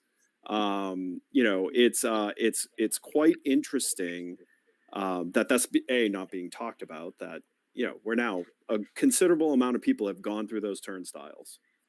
And there hasn't been a single meaningful COVID outbreak, not meaningful enough to be reported by any party. And, that's good news because that does mean that you can do it and you can move masses of people in the right scenario through a space without causing them all to catch this. Valen, your microphone's been a little low today, which I think is why you've been hard to get jumped in on sometimes. But you were going to say something, I guess, and before we started that particular angle. I was going to say, before I go, I want to make sure we talk about Stuart's about cyber, high tech, and other events. Yes, Stuart. Okay. Talk to us about SciTech. SciTech. All right. Before I do that real quick, I do want to say one of the questions on the study that we've added this time, I was just pulling it up to see if we had enough data yet. It's coming in, but we're asking people about what we've just been talking about, which is what level of comfort would these things give you, or would they increase or decrease your likelihood to stay? And we asked things like keeping the room closed for 24 hours between guests, and there was a variety of those. So stay tuned. Next week's show, we'll dig into that because I think it's going to be interesting following up on this. But high tech. So for those of you who don't know, I mean, I think everyone in the industry knows what high tech is, but to us vendors, technology vendors, it's really the Super Bowl of events, right? In terms of where you showcase your latest products, you get a lot of exposure. We generate a good amount of business, but we also foster a lot of relationships. I mean, I'm on this show directly as a result of meeting Ed at a high tech event, right? It's great. Whereas like HSMI Digital Strategy Conference is great for hoteliers to network. This is the place where vendors really network. So it's a big deal for us. And it gets tremendous attendance because it's in conjunction with Rock, typically. HSMI's Rock. So you get a lot of people, thousands of people through. So this year, it was originally in June. It was pushed to October. And then about a week or two ago, they announced they're not going to do it in October. They're going virtual. So they're going to do a virtual high tech this year. And there's two types of event. There's a live event, and then there's an on-demand event. And so we're trying to, as a vendor, we're trying to look through these package options now, trying to understand what the value proposition is. And, obviously it's cheaper to do something like this for us because we don't have travel and, any other booth expenses, electricity, all that stuff that adds up. But they're still charging a good lick for us to do a quote-unquote virtual booth. I don't have a feeling for what the appetite is for this at all. Like, I don't know if it's going to be attended. I don't know if many vendors are going to participate. And I wanted to have a discussion with you guys to get your opinion on I guess they have to do this. They don't have a choice, right? They want to do something. They're going to generate revenue. But are you guys going to be involved in it in any way? Do you have hopes for it? I don't know. I think if it's free for hoteliers, then I think people would take the time to attend and do the meetings and especially if they're not overwhelmed with busyness because of the situation. So I think you'll have a large amount of the furloughed or laid off workers interested in checking it out. But I don't think you're going to see, just think about your conversations with any of your customers right now. They're all super time strapped because they're on super thin teams. They are not taking on a lot of distraction, right? Because they're also super time strapped, super thin team, and trying to change their business. I mean, I will say they are actually doing that. I think that's one problem, but I think the other problem is why is high tech good and why is a trade show like that good? Is it takes one or two things to attract someone, but then they end up roaming to check out other things. That's right. And they don't have anything else pulling them away because they had to go and they're isolated. They're, and they can't go back and say, I just spent all this money so I could go talk to Samsung. They actually want to come back and say, I checked out everything. It's good. The stakes are lower for the attendees. So the attendees are going to come. You may get them to check out one or two things beyond the scope of what they were interested in checking out. But I think ultimately a couple of things are going to keep that pretty short. The second they hit two bad ones in a row, they're just going to move on because they're going to say it's a waste of time. That doesn't happen in a trade show. Yeah. Yeah, I mean, we took a look.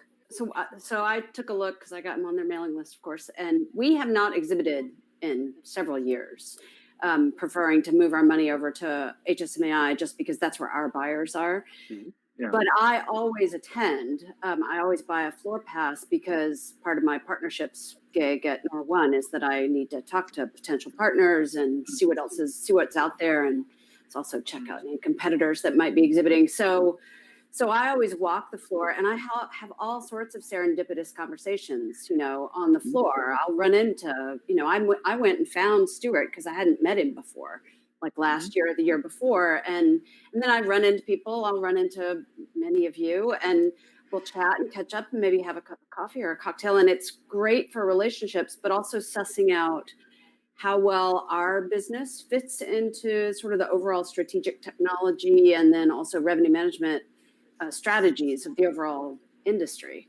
I have a hard time thinking that I'm going to be able to recreate that. I just can't see how that will work. I will try it. I'll go ahead. I mean, I think I'm not a member of HFTP, but I think it's $150. So, whatever. So I'll do that, but we are not going to exhibit.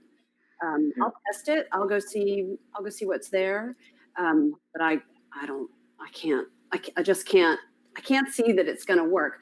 What I did want to do, and I haven't done yet, is go look at the partner that HFTP is using, HFTP High Tech is using to create these virtual stands.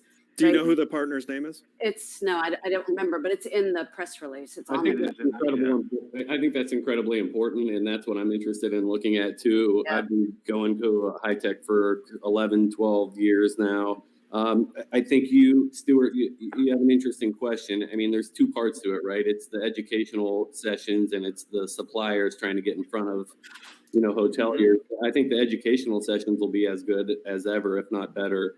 So if you're looking for best practices and tips and tricks and takeaways, I think it's going to be there. I think for a supplier, whether the value that is there in sponsoring or partnering comes down to exactly that. It comes down to how the platform is able to make a virtual event as good as an in-person event. And I think they're all, from what I've been paying a lot of attention to this, and they're all getting extremely better quickly. So it'll be interesting to see how it comes to play between now and then. I used to be on the Hotel Data Conference planning board, and Lauren was on there with me for a year or two. And, planning a conference is incredibly difficult. And, they're coming up with ways now where you can do the virtual booth space. I mean, you can message attendees like while the panel is happening. Hey, if you want more information about this, reach out to us. They're coming up with new ways to connect suppliers and attendees. So it'll be interesting. I guess my takeaway is it'll be interesting to see how it all comes together over the next couple months.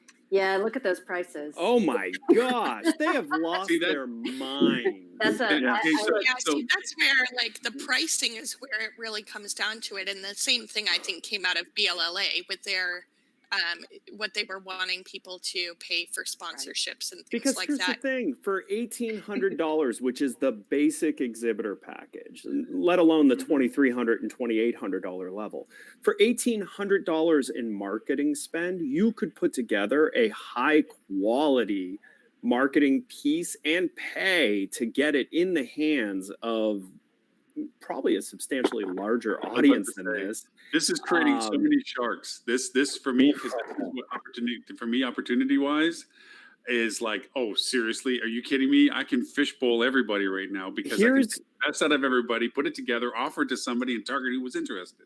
they should have done this at like $500. yeah, Because just at $500, absolutely. the amount of vendors that would have been like, yep, Right. Yeah, well, absolutely. I'm very much about the drug addict marketing model, which is give it away for free, get them hooked, and then charge them for it. no, So- but they can't do that because they don't have deep pockets. They don't have that stuff. But I think This if is you their revenue, yeah. I think if you priced it at $500, you would have gotten a large amount of exhibitors to it. Mhm. Probably people who've never exhibited Would at have been high in there tech before, exactly. which means your total revenue probably would be higher than it's going to definitely be at this And it would give $1,800. more reason for people to actually pay attention, right? Right. Well, but yeah, what you just said, Ed. There's a lot. But we've said about their economies like this. Through these kind of economies come great opportunities. Mhm. Great companies come out of these times in our history. If you gave a means for those shoestring, I'm putting my last shekel in. What you used to call the 10,000 row. You know, the one on the far right hand side that could barely afford the 8-footer. Okay, those are the people you love talking to because this is it, man. They put their last dime to show up at this place. They got the one brainchild idea, man. And Happy. That's where I met Happy, and I thought Happy was brilliant. Yeah. Their Yep. first year there, you know, they were literally Wow. 8 foot of the That's- beginning of a cover. That's sweet. Yeah. That's Yeah, that's Yeah, it's a plexiglass stand with a there's piece of not all good ideas on that 10,000 row. Let's be honest. But they Yeah. they made a mistake here, which is they priced it to probably what it's worth next year, right. That's exactly. and they shouldn't have done that because that has people like Stuart, if it was $500, would you question? And no it? question. And actually, if it was $500, would you probably also buy one of the $500 or $600 sponsorship packages? Yeah, Yes. absolutely. Right. I'd end up You- spending as much. Yeah. So at $1,800, you're only going to do the $1,800. Right. At $500, you probably would do $1,800. But Ed, is this because they announced the conference and then had to move it? I mean, they probably had a bunch of original sponsors locked up, and they can't go back to them and say, Well, "Okay, no, no, we we're were, Oh, yeah, yeah, you so they- can. Yeah, you right. can. So they're changing it. So we were original sponsor. We were going to have a 20 by 30 no, 20 by 20 this year with the biggest booth we've ever had. And then when this started happening, we ended up shrinking it down. And if you looked about a month ago at the map, it had been decimated. I'd say 2/3 of the vendors had pulled out. It was just because everyone shrunk their marketing budget. Right. And so they had a punt on this, but they've been really flexible with us. They're coming to us and saying, we're trying to figure it out. They've been in good contact. Communication has been really good. The one kind of caveat, which we haven't got clarity on, and I don't know if everyone knows that they do this, but they have this kind of seniority system that goes on at High Tech where the longer you've been, the more points you earn, and the more points you earn, the earlier you get to pick your spot for the next event. Yep. And so that they open it up to certain groups of people based on their seniority. I don't know how this year is going to affect that.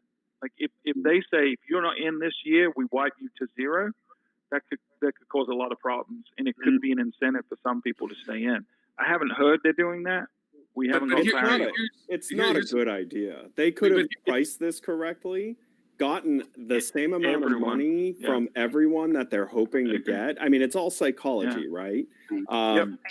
$500. Then you start committing your time to prepping for it. And you know what? Let's because we've put so much time into this, let's buy one of the sponsorship packages to get more exposure. But also figure too that this doesn't translate well for a lot of presentation. A lot of these companies, they bought their pull-up banners and their back screens and their table stretches and their tchotchkes, and that's their marketing knowledge. Mhm. Their product knowledge is supreme. That's their marketing knowledge. Now all of a sudden you go, scratch all that. You got to come up with interactive video, interactive online stuff. You have to have all that stuff in a new format that you've never had. And as you said, thin team, they might have let go the only one guy that knew how to do that, grow how to do that. Well, And now it does sound like the platform they've chosen, I don't know the name of it, has a lot of that baked in, and they did say they will create a lot of that stuff for you. Right. Like if you send them photos of your booth and things like that, they will create a lot of that for you. So they're trying their best. How good do you I think think that's going to look? Well, I mean, it's a cookie. we're so not gonna do what'll it, happen, right? There'll be a lot of cookie cutter looking stamps. Yeah, Correct. They'll be a lot generic. It's gonna be a lot of it's graphical templates that they're basically Yeah. you can choose from A, B, or C stand configuration, right? So Yeah. it's like And some of this stuff too, like Samsung, right? You know, the Samsung booth draws you in, gets you to get tactile with the screens. By the way, they can spend as much money as they do because it doesn't just benefit them in the hospitality world. Every attendee, tech attendee, every attendee gets exposed to Samsung televisions. Right. Yep. So how do you show and get that through the screen of my Asus monitor? right. Yeah. You know, so there's problems, but I think they created the problem by not thinking through pricing strategy. You know, the base price upsell model would have probably had all of us going, yeah, you know, for $500 I'll do it, and then you're separating. You know, I wish there's a company in our industry that really focused on that psychology of separating the transactions. It was Nor1, right? You know, Yeah, we're all about base pricing and upselling. So right. I mean, Ed, I'm curious, Stuart Fallon, what would you ideally see? What would you want to see? What would be the best way to get the message in front of the attendees? Because I'm so curious about this virtual events and how we're going to make it work, because I think it's long term. You know, even after COVID, I think it's going to be. Well, I'll tell you For the me, first it's about thing. connection, right? Well, but before we get into like the important stuff, let's talk about the basics. I want to see a lot of vendors doing it. Why? Because each one of those individual vendors is going to promote to their customer base Right. that they're doing this and encouraging that customer base. And then the crossover of that, seeing Nor1, seeing Fuel, you know, talking about this actually will build more interest in the attendee coming. But if you only end up with 20 booths, actually, I'll be honest with you, if you only end up with 50 booths in digital high tech, there's not going to be attendance. None of the other stuff you want to do matters if you don't have 400 vendors, 200 vendors, 100 vendors, some number of scale where they're going to go to their customer base and push this. It's and those 50 vendors are going to be the vendors that can afford it, right? So it's going to be the Samsungs and it's not going to be the Happies, you know, in the $10,000. It's going to be the Oracles, and that's right. For me as a smaller vendor in the space, right?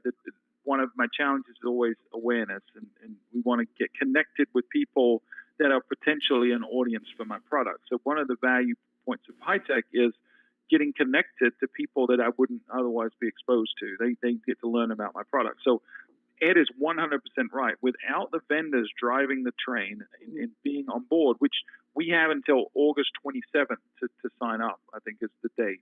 If we don't have a critical mass of vendors, we're not going to have the attendees. And without the attendees, it's a waste of my time. I don't care about the format. I don't care about the platform. I just care that qualified people are going to show an interest in my products and then just turn it over to me to educate them and close the deal. That's all I want from this. I'm fearful that it's not going to happen because there's not going to be enough people. You know, I'm curious, Stuart, kind of not necessarily on the mass of people, but on why you're there, right? And helping people obviously go to high tech to find technology solutions, right? That's one of the main drivers of why people attend it. So could they almost use this digital forum to make that more likely? Because I know attending high tech last year, I couldn't even get to more than, I would say 25% of what was on the floor because it was so could they, with filters, for example, like what solutions are you looking for? What are you trying to solve business. I here. would love for them to do what BITAC has always done, right? And BITAC is a different type of event because it's almost like speed dating for vendors and hoteliers. And so beforehand, you say, here are the things I offer. And then the attendees say, here are the things I'm looking for. And you get connected before. And I go into it knowing who I'm going to be meeting. Right. ITB. That would be really valuable to me as a vendor. Being able to do the research ahead of time, come to those individuals, knowing they're interested, but knowing that I can help solve their problems because I've already done the research. Right. That would be phenomenal. So we've always exhibited at ITB Berlin because we have a sizable market share in Europe. And the ITB is, I mean, it's both trade and public, so it's a little different than high tech. And it's multi-industry travel, and it's huge, 25,000 people or something. But they have lots of different components to support their exhibitors, which is one of the reasons we keep going back, because they do sort of the speed dating, and they do actually group exhibitors by area. So it's at the Messe in Berlin. So it's like Javits times 12, right? So it's this massive convention center with 30 halls. And what they do is they group all the technology vendors for hotel technology in 2 or 3 halls, and then they group, I don't know, all the direct marketing associations for Germany in another hall. So you don't actually, to Lily's point, you don't have to go through the entire place. You can pick, it tells you exactly where I am and where Ed would be, and if Ed ever showed up, or Stuart, or any of those. So anybody who's like us, we're always in the same hall with RateGain and Oracle and Sabre Hospitality and Amadeus and that kind of stuff. So everybody just knows they can come to that hall and spend 2 hours and talk to everyone they want to without having to traipse across 48 football fields worth of stuff. And high tech could do better in the way they do that, but this point system that Stuart was talking about keeps them from doing that. Because they don't group those. Yeah, so you end up with Fuel talking about marketing stack technology next to SafeLock, selling safes, and you have Happy next to a Wi-Fi provider, and then you've got like in-room refrigerators. It's all smattered and mix-mashed. Now I will say it makes it harder to do, but since it's a single-purpose trade show, it also does force you to at least do one full up and down every road trip. Right. There's some serendipity that happens naturally. Hey, you stole that word from me. He did. Sorry. He did steal that word from me. I have to run. Sorry, guys. Hey, Stuart, I got a suggestion for you if you decide to do it, and that is don't pay the bill. One is first off, I think that a lot of vendors are going to give a lot of stuff away to entice people to get engaged with them. I think they're going to give away a lot of Mujotsky kind of giveaways. I'll give a free date with Lauren. That's how. There's one aspect there which I don't think is going to drive you business, but the other is do a 360. Do a scheduled 360 where they can put their goggles on or whatever it is like this, and actually sit in a room with your team and do the presentation. Because so many people have goggling. Yeah, they don't have goggles. They have phones. They have phones. I love you, Lauren. All right, guys. Thank you so much. Stuart, have a great weekend. Hey, Stuart, Topo Field Travel Podcast. Yeah, we're recording episode 160 today on the latest changes Google's making from an SEO perspective. But if you go back and listen to last week's, Tim Peter was on it, and it was really full of his pearls of wisdom boiled down into an hour, and it was really, really good. So fieldtravel.com/podcast is the place to check that out. Thanks, everyone. Bye. Bye. So I did want to say, while Stuart was still here, but we ran out of time. I attended, so Oracle Hospitality had an innovation week last month, all online. And the point of it was a little different. It wasn't really a trade show, but it was to jumpstart. So Oracle's, trying to kind of keep up with the new PMS providers that are building, open APIs. So where it's much easier to connect with them, and Oracle Hospitality has not historically been known for that. So they did this innovation week where you could sign up. You had to be a certified partner, or you had to sign up for the certified partner path. But they built a Slack channel, so just a Slack workspace just for this. And then they had a Zoom workspace, and they had integrated the way those two apps can work together. And they had their staff. So the Slack channel ran 24 hours a day, 5 days a week, Monday to Friday that week. And it was fully manned. so Mm. that no matter where in the world you were, building an integration with an Oracle product. So it was both Opera and Symphony, their POS. Oh, wow. Wow. So it was both products. And so and there were tons of startups there. And a lot of other sort of companies that were there as well. But it was fantastic. They had something like 600 users in the Slack workspace. Wow. And then what they would do is they had these Ask the Expert sessions where you could just log into a live Zoom and you could throw questions at them. There was always one for Opera and one for Symphony. So they didn't mix them up. And then you could be a vendor coding away at the integration. If you got caught in that week, you could go on Slack and ask a question and somebody from Oracle would That's brilliant. answer you in real time. And if they couldn't answer you via Slack chat, they would throw a Zoom link at you and say, here, log in and let's That's talk great. about it.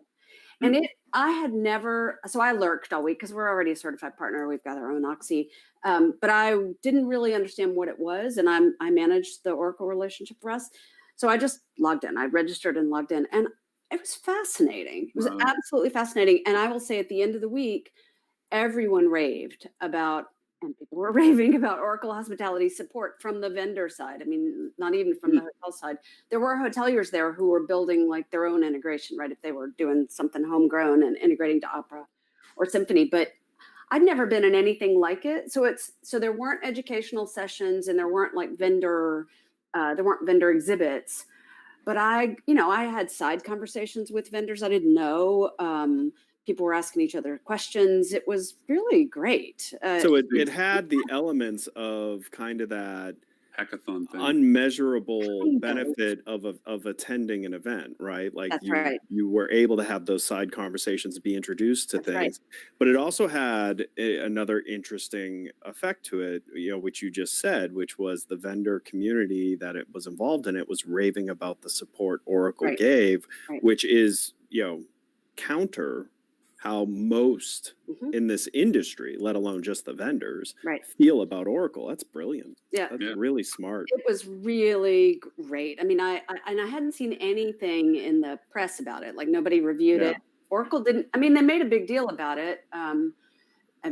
Lots of people got invitations, but it wasn't clear what it was. Right. Now they have monthly live Ask the Expert sessions. That's It's brilliant. just really risky, I would think. From working for a software provider before, and working closely with the development team and the product team, that opens you up for a lot of why aren't you doing this, or this works for my hotel, but it may not work for every other hotel. I want you to focus your energy on this.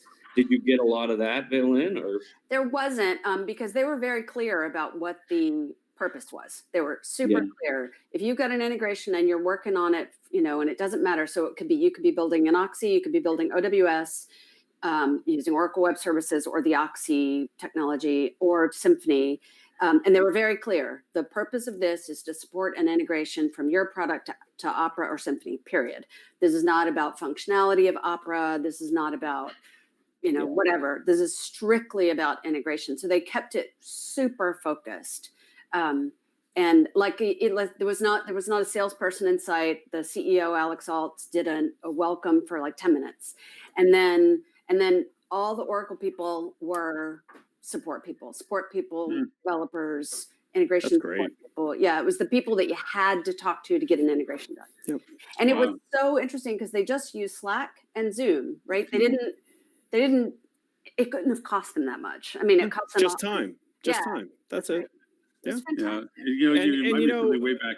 Goes back really, really far. But Google used to do this with before SMX. There was another Danny Sullivan started. It was SMM or whatever. I met Banu back in the day, going to these conferences out in Palo Alto, and Google used to have what was called Google Dance, where you actually went to the Google campus, and all the engineers for all the departments were there, and you could go anywhere in Google and go and talk to the engineers.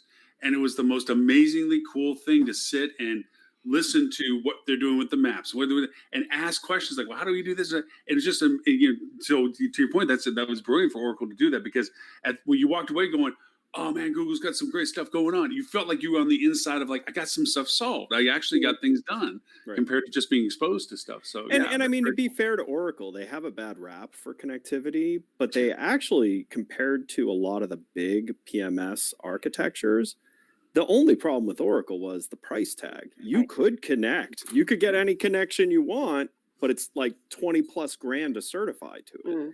You know, which that's been kind of the gripe with Oracle. But when you compare it to some of the others, where you know even if they wanted to connect to you, they just didn't have middleware that could handle any Right. form of API call.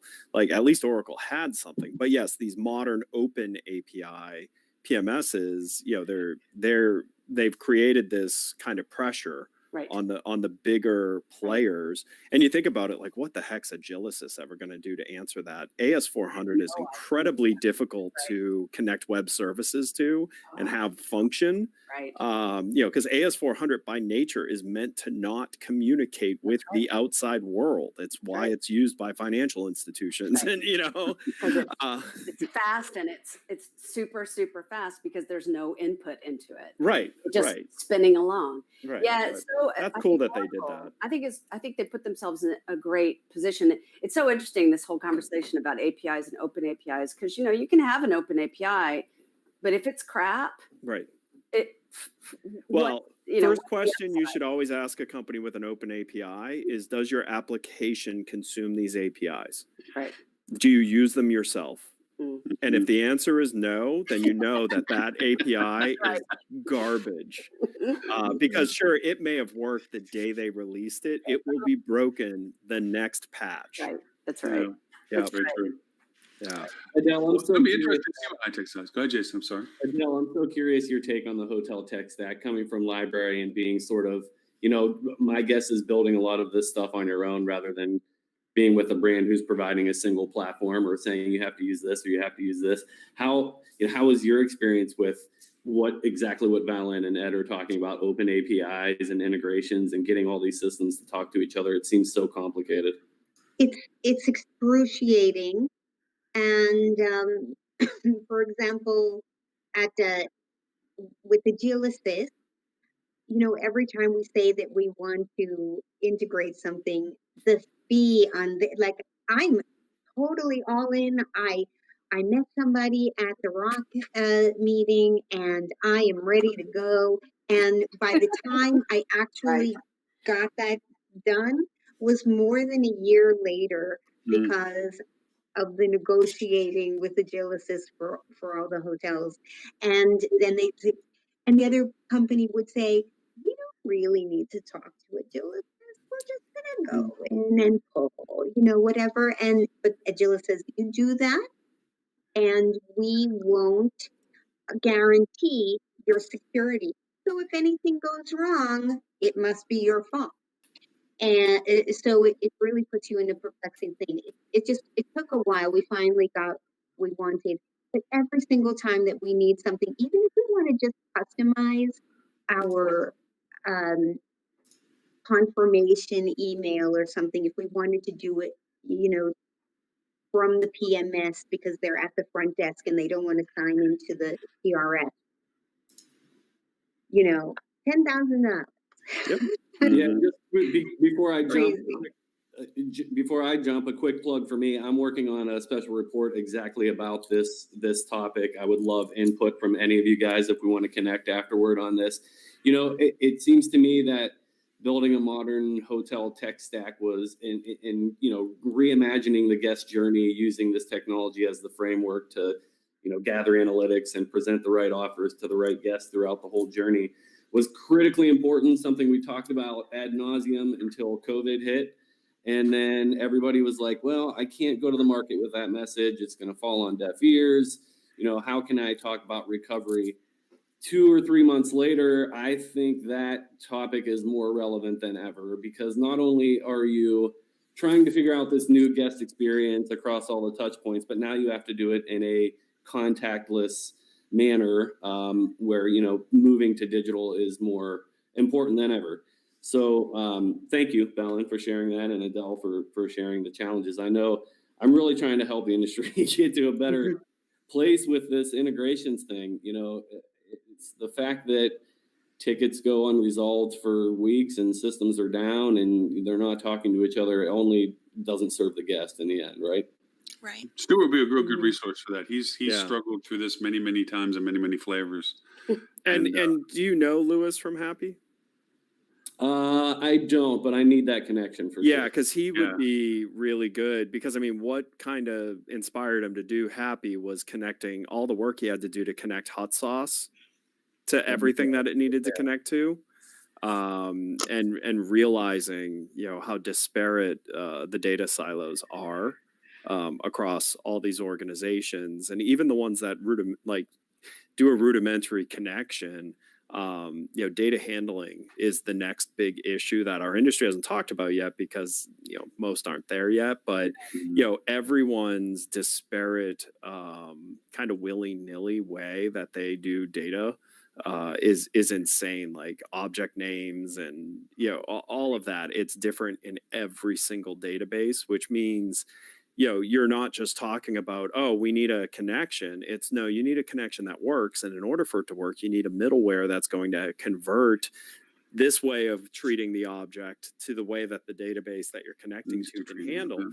And that's kind of the untalked about issue in connectivity. Is Great point. For us, it was always room types or room connections. You had to map them between the various systems, and it's room mapping was the number one thing we talked about at Easy Yield all the time because that was the huge, kind of time-consuming beast. Was handling. Pointing to Valen's point on Oracle getting better. Was it Oracle? Yeah. They that's most important is that CS component to it, right? The being able to get somebody on the phone and I'm new to this system. I need to figure out how to integrate it, how to make it work properly, and show me all the functionality that I need to know. I think Alex Alto was a great hire for them. Like I think he can really change them. I really liked what he did when he was at Sabre. I thought he did a great job there, improved their integration to the industry on all fronts. So, I had said that to Lauren when I first saw the announcement. I was like, this was a great hire for them.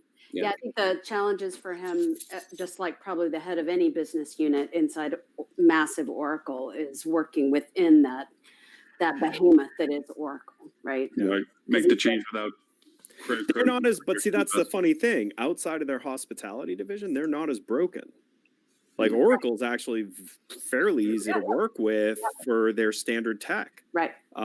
Has really good support. It's fairly open. I think they adopted the methodology of the industry, which was that primal self-preservation is sandboxing. They bought a company that was the epitome of the walled garden. That's exactly right. And have been just slowly trying to figure out how to, make that function as a true, vertical software. Right. Well, guys, I hate to interrupt, but I got to jump. I got to jump too. Yeah. No, well, I mean, we're well past our normal 2 hours of happiness and joy, which has been awesome. Thank you. And thank you for all the contributions of the content and everything. Literally, we didn't hit Robert's list. And Robert, this is no deference to your list. It's a phenomenal list. It will be included in the show notes. It's got great content to it always. And I've also not watching this. yours as well. Yeah. If you would like to sign up for Robert's list, go to bit.ly/rockcheetah, all lowercase. It is a great weekly, well-curated list. And of course, Jason with Hotel Recovery 2020, daily content on that for all these things and so Jason, forth. what are you going to call it in January? I'm sorry? What are you going to call it in January? That's a great question. I haven't figured that out yet, Ed. I kind of go one day at a time, let alone 1 week at a time. I like it. But it may be Recovery 2021. You could do what the Olympics did, Hotel Recovery 2020 and 1. Initially in March, Ed, I thought the recovery was going to be done by 2020. I thought we were going to be fully recovered by December. I hope you're prepared to support that for the next I'm year. not quite sure that's going to be the case. Yeah. So one ask I do have is like when major milestones like that benefit the industry happen, can you change the name of it for a couple of days to just like woohoo? Yeah. It's just a celebration. Milestone. Milestone. Memes. Yeah. Memes and gifts. We'll be good with it. Yeah. Good. Just on those days. So Lily, for people to know about your podcast and what you do for TCRM services and things up, where can they find you? Sure, you can find us at tcrmservices.com for all things day-to-day revenue management, including boosting your results if your current provider may not be achieving what you need them to right now in revenue management. Kick them out the door. Right. Well, either that or we can run alongside them No, to kick 'em really out the make door. sure Put that 'em they're out. pushing in all the right areas. But thinkupenterprises.com is where we do a lot of our consulting and thought leadership, including the podcast and episode, I believe it's 14 is up right now with the VP of Revenue for Sandpiper Hospitality, where they're talking about really how to win when you're working with a primarily limited service extended stay portfolio. So if that's you, check it out. Thanks, everybody. Cool. Thanks, Lily. Adele, if people want to know more about what you're transitioning into and doing currently, where is it? They can find you? You can, if you want to significantly increase your guest satisfaction scores, and I tell you it does have a great impact on your revenue, that you can reach me at Adele at aspirereputation.com or visit my new website, still a work in progress, but you'll get the idea, www.aspirereputationmarketing.com. And when you and I still have some time we get to spend together, or you had some things that you thought I could help with, Oh, or yes. questions, whatever, Next so we week. got to get together still on that. Thank you. Yeah, no, I hadn't forgotten. It's just, Thank you so much. Today, this was a crazy week. yeah, it's been interesting. Valen, for those who want to know more about you and Nor1. Sure. So nor1.com, I'm Valen.Perini, just about everywhere. And all I have to say is our data shows that guests still want upsells and will pay for them. So don't do free upgrades. There you go. Perfect. Jason, it has been a pleasure to have you pop back in again. As always, hopefully we can drag you back in the near future as well. But if what people want to know more about Hotel Recovery 2020 and what it is that you're producing, where can they find you? Yeah, first two places, clecontent.com. If you're an innovative hotelier or a supplier and looking for somebody to tell your story and generate some leads. A subset of that is I launched Hotel Recovery 2020 in April just to help people get back on their feet. I'm going to try to raise some money for some hoteliers who have been terminated and furloughed in phase 2. But phase 1 is just providing the data and the resources for hoteliers to get back on track. So check both of those out. And lastly, I really appreciate you having me on, Lauren, and meeting everybody and connecting with everybody again. It's been great. That's awesome when we have you. Mr. Ed, you and Flip 2. You can and the number one school in the whatever. Well, that's in Orlando. You can go to flip.to. You can find me on social media, Edward St. Ange. And Mr. Lauren Gray, if people want to spend the next 3 weeks watching 24 hours a day, 2 months watching 24 hours a day of our chattering heads confidently spewing our opinion, where could they go? They can go to hospitalitydigitalmarketing.com/live. There you'll see this and all previous 259 episodes, 6 years in the running. Actually, we're coming up on our anniversary in the next couple of weeks, clicking over another year of happiness and joy. And also, too, we have a marketing podcast, which I produce in the afternoons after this, which says a quick recap. The podcast is only 20 minutes long. The show's 2.5 hours, but the podcast is only 20 minutes long. But we do tools, tricks, techniques, and so forth on that podcast. And to Lily's point, she does one for revenue management. And to call out to Holly Zoba, she does our sales podcast as well. Adele, I'm going to start twisting your arm in the near future to start seeing if you want to translate what you're doing into a podcast, because I think it would be incredibly valuable to have you have some sort of perpetual insights that you would like to share in that format. I think it'd be wonderful at that. One day. So with that in mind, thank you everyone for those who have been on all the different platforms that we simulcast on, and for you all for spending all the whole time that you did on the show. Until next show, which will be with a guest host, thanks to Adele. And who are we having next week, Adele? David Millilli from Angie Hospitality. The who's newly gonna minted talk about CEO. contactless and voice-activated rooms. I think it's fascinating. It'll be a lot of fun, and we'll definitely have to get the connection going for make sure he's all comfortable with the format of the technology, whatever. But we'll go through that process. But that'll be our guest host next week, Friday, 11:30 Eastern U.S. time, and of course this will be simulcasted back 11:30 Wednesday morning, Sydney, Australia time, and 11:30 a.m. London time on Wednesday. And we are transcribed now in 10 languages. And if there's another language that we want to be transcribed into, please let me know, because I keep adding them as I keep seeing the visitors come through different countries. I just throw their language in too. So we've just added Japanese and Korean. We already put Filipino and Hindu in there, so we're doing pretty good so far. Hey, Lauren, just clarification, is that transcribing for people to read, or is that? Yeah, read. Oh, okay. I did do a Where do you Spanish post version of that my on? podcast.